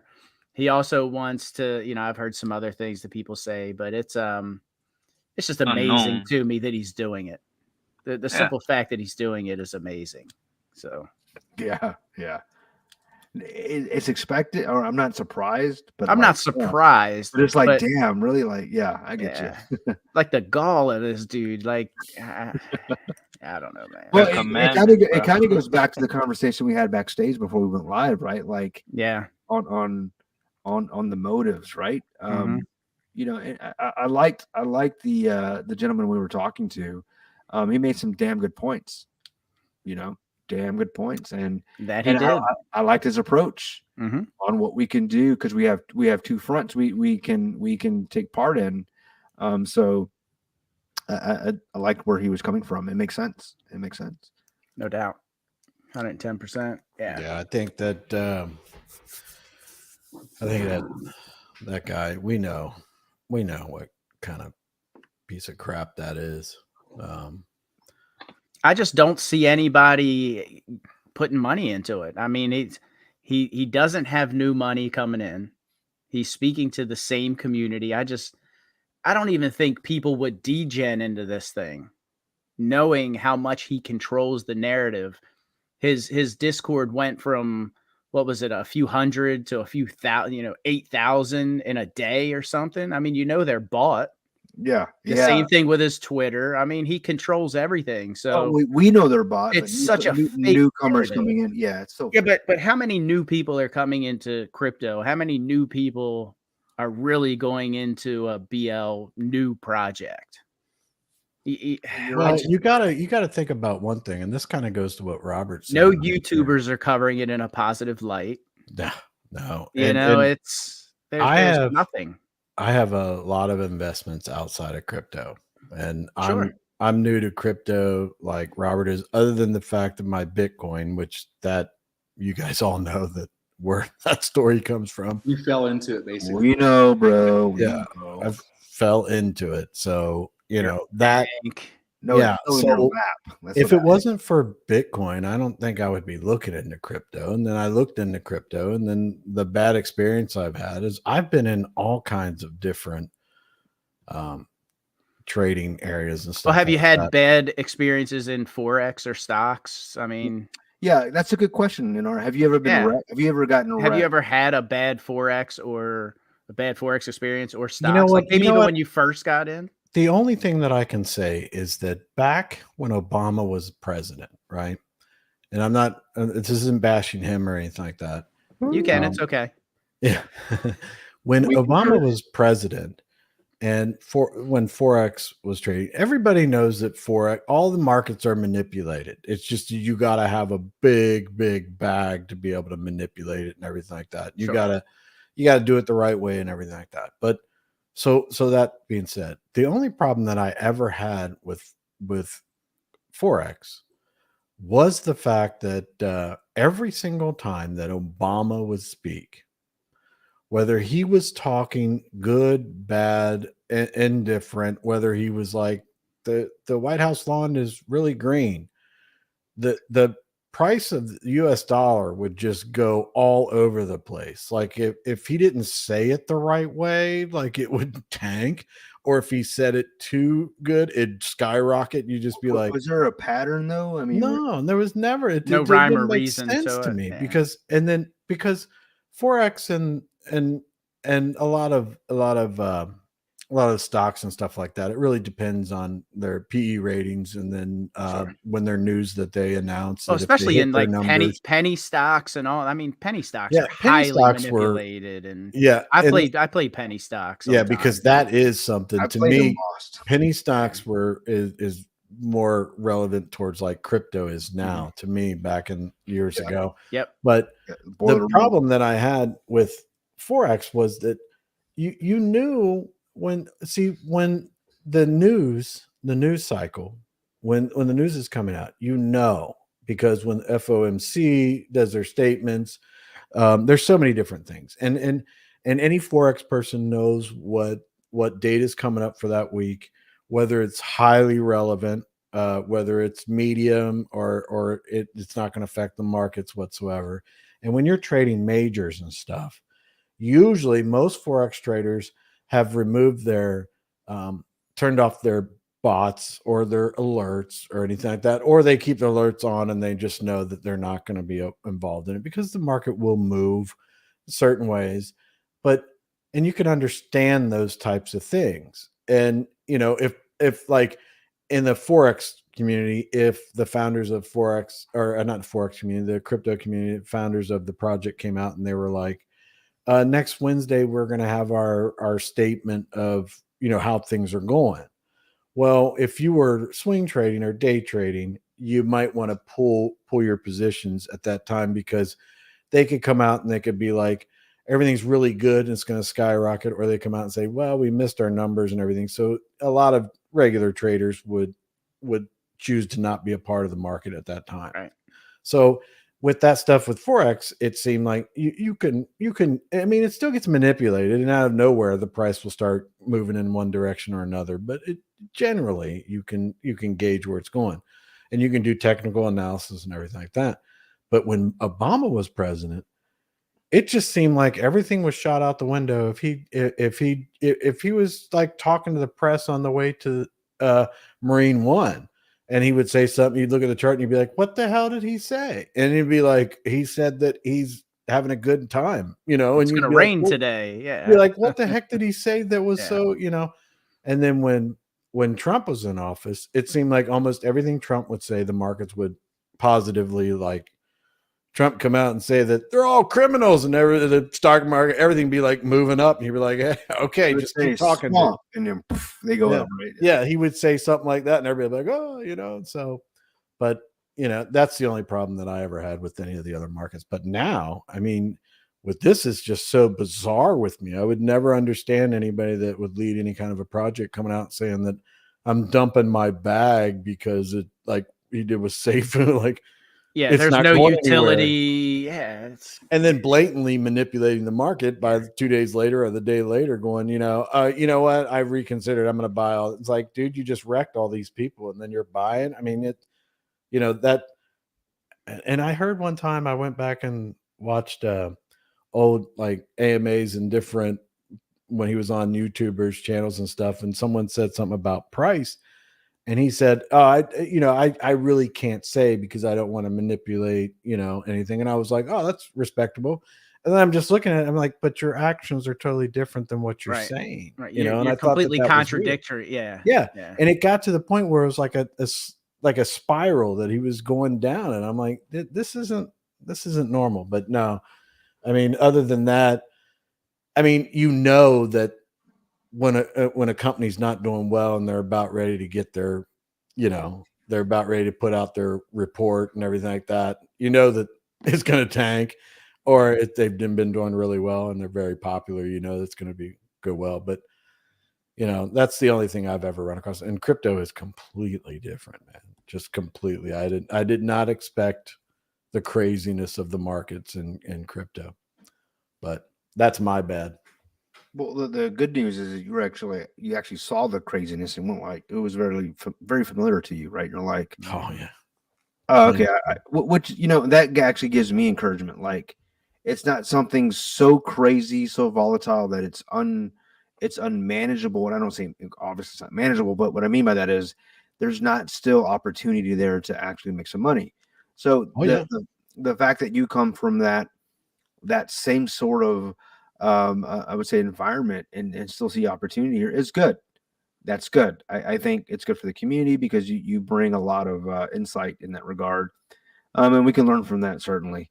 And I believe I certainly believe I honestly believe there's probably 1,000 of men like you or women, whatever, people like you, Chris, in crypto going, oh, this is just like Forex, and they're just killing it. They're killing it. Yeah, I could easily see that with a lot of different. With the manipulation is just ridiculous, and it's like it's abundantly clear and obvious because I spent more than 10 years in Forex, and I've seen how news cycles and things like that would manipulate price and stuff. In Forex, in stock market, you kind of can see it coming, but in Forex, you're kind of like, whoa, look at this. They're manipulating the market makers are out there, manipulating everything, and you can ride their coattails on certain things and everything. But in Forex or in crypto, it's like blatantly obvious. It is smacking you in the face that this is being manipulated. And not just in Seifu and stuff, but Yeah, you're just talking about in crypto in general. Yeah. So have you been a part of any have you jumped on any exchanges? Are you a part of any exchanges where you can actually see it happening left and right? Do you have I know that you partake in some of the I believe you have some of the, maybe not bots, but maybe you got like stop losses, those types of things. I mean, I guess you're running bots, right? I mean, are you actively running these things on exchanges like crypto exchanges? Like not on crypto exchange. No, I don't have any bots at all on crypto related anything. And that's where that's what my plan was, because the bots that I run in Forex, they give me, they don't run on their own. They give me the setups that I've established, and they're created. I've given you guys that, how I created them, and the parameters that I have, the indicators that I use. They give me. I get a notification, just like I did earlier when we were talking before. I get a notification on this is the setup that I desire. Now it's up to me to execute that. So with that being said, I turn off all my bots during certain periods of time. Fridays, I don't trade on Sundays, and rarely do I trade on Monday mornings, but they run all the other times. They can't execute anything unless I basically execute it, but I use a stop loss. I use a 3-tiered system for a profit. I take half off the table, the first profit, and then 25% and 25%. So that, I mean, it's just generally the way I do it. There's other ways. There's martingales and stuff like that. People use certain things that they like to do, but then I use a trailing stop. So if that goes crazy, if I got to get to what they call, they're usually in Forex, they're called pips. So I get to certain pips, and that's my trailing stop. So as long as it keeps moving forward in the direction that I want, it'll slowly move up as it goes. But then if it swings back real quick, it'll take that profit and I'll be out of it and I'll be done. But I mean, but I don't have any kind of crypto bots at all. And honestly, I don't have a whole lot of faith in them because of the fact that I don't see how these bots cannot possibly understand if what they're trading is being manipulated. They would never even know. You could literally be getting manipulated, and your bot could be just draining your, basically draining out. You get margin called like within a matter of minutes in the crypto industry. So I don't understand how they work, but I do understand like futures. When it comes to cryptos, futures are I could see people making 2 to 5% regularly on crypto futures. So, but that is something that I'm exploring. I'm not sure how I feel about it, but setting a bot up to anything other than maybe Bitcoin or Ethereum, which even look at Bitcoin today. So it's like, I mean, there's some of these swings are like, I don't know. It would be tough in crypto. I have not found anything that I would be secure with running in crypto. But that's just my opinion. You guys there might be people out there like, no, mine's great. I know a lot more than I do. I'm very new to crypto. Right on. Right on. Well, thanks for sharing that, Chris. And you're not in any exchanges though. You're not like on KuCoin, Binance, or something like that, right? So, No. or okay. No. I have a bot that runs on KuCoin. That's all I have, Your Honor. Next question, please. Your Honor. Just joking. What was that? You have a bot on KuCoin? I have a bot on KuCoin. Yeah, it does fairly well. I actually started one with on KuCoin. Well, wait, hold on a second. No, I guess I am. I'm on that. I have something on that. Terry brought it up. Just GP bots. Yep. Mm-hmm. Yeah, that's an arbitrage one. It does once a day. But what does it sit on? What is it launching off of, or what is it on? Like, is it on X or is it on?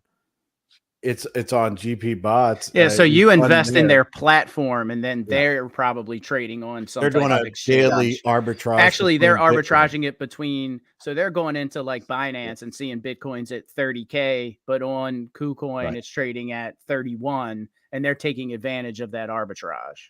Yeah. Now my situation with that is that they say up to 1%, and I don't earn that right now. I think my average as of yesterday was 0.78%.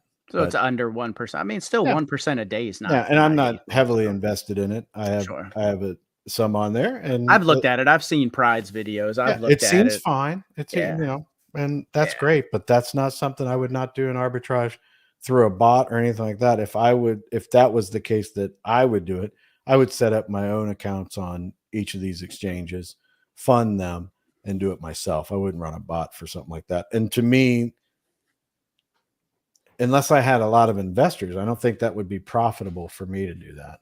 So, makes sense. I see the point that they're making, and it seems like it's reasonably well, and you do make a little bit off of it. And I'm glad that they don't, and they're not they're saying you make 10%, and that's a bunch of crap like that, but they are. Yeah. It is a little bit under 1%. I think that goes by we make 10%. What they meant to say. I think that goes by the rule of thumb. If something looks too good to be true, it usually is. It always is. Yeah, it always is. Yeah. Yeah. Safe will go. Yeah. Yeah. There is no such thing as free money. It costs. Right. You got to. Now there are that. I think that there's something to be said about this, and maybe someone would want to do some research on it, but. I have seen some people with copy trading. Copy trading's but you're basically just following an experienced trader, and they get a portion of your so it's a way for an experienced trader to interest in making you money. Now they're not going to be, and usually a good copy trader, because in Forex they've been around for years, but a copy trader will have all their trades public. So you can see them, and that's another thing too with a lot of the bots and things like that from Forex. They run on systems where they have multiple years worth of data, and you'll see that they hit 70% of the time, or whatever. In crypto, it's like you can't find information on some of these projects. It's like you go to their Discord, and half the people are like, "This is the greatest thing ever," and the other half people, "This is the worst thing ever." And you're like, I just want data, dude. And you don't find that in crypto, but some of these that I've seen, I've looked at, but I have not got into too far. They do on Binance. I think I've seen it on Binance and a couple of places where they have set up a copy trade thing, and you fund your account, and and you can see their data.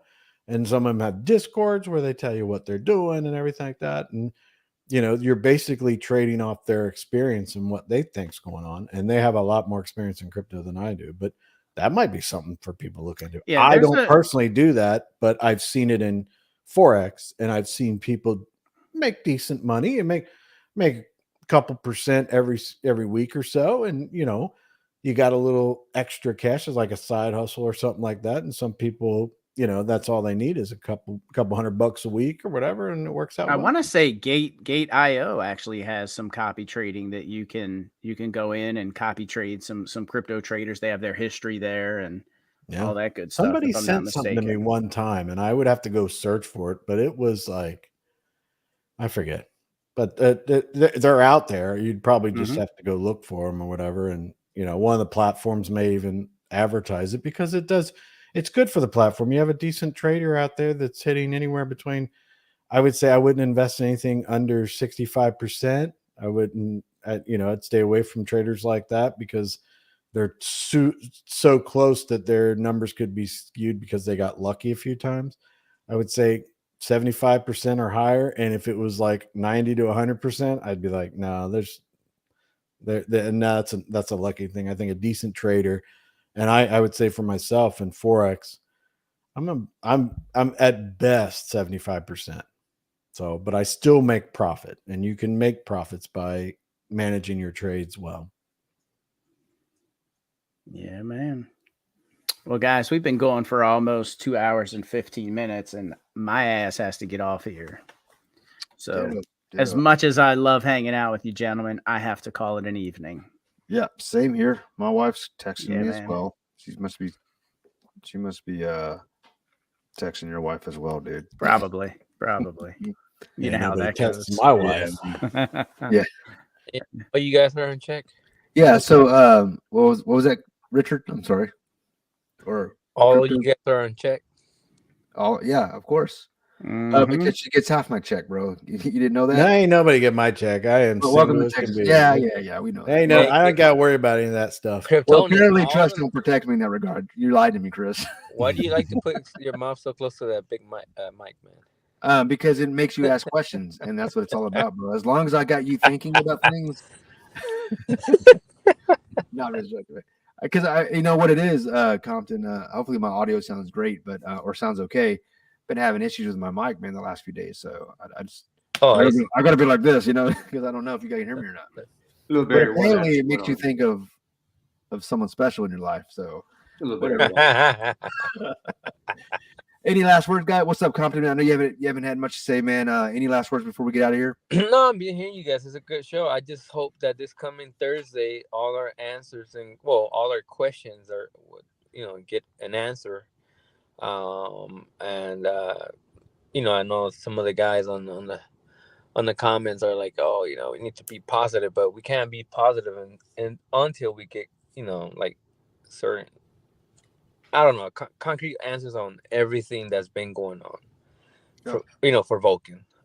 Until then we'll see where we stand. But that's right. You can't be positive, when it's taking them so freaking long to even put out like a live or something. Like they should have done it on, like, as soon as that guy canceled his damn Discord, they should have came out and they should have, made a live, even a Discord live. I don't give a damn. And they should have just talked, hey, you know what? We're doing this, this, and this. This has happened. This has come to our attention, and blah, blah, blah. But the only thing that we got him was that one guy, Fox Den, and then the news from, that Nick was going to come over to the team. Yeah. And so we need answers. The information has been limited. It's been limited, but it's been profound, and I think it's been on purpose. I can understand why they haven't. I don't agree with it. I agree with you, Compton. They should have come out. Hey, man, this is what's going on. Nothing, nobody freak out, right? I agree with you. Yeah. So we don't even. But if they haven't done that, at least they haven't coming out throwing up on everybody. Just giving up just all random information. And so there's two sides of a coin here, right? So I see why they're not, but I also see why they haven't, right? So if that makes any sense, but let's see what happens Thursday, man. I agree with you.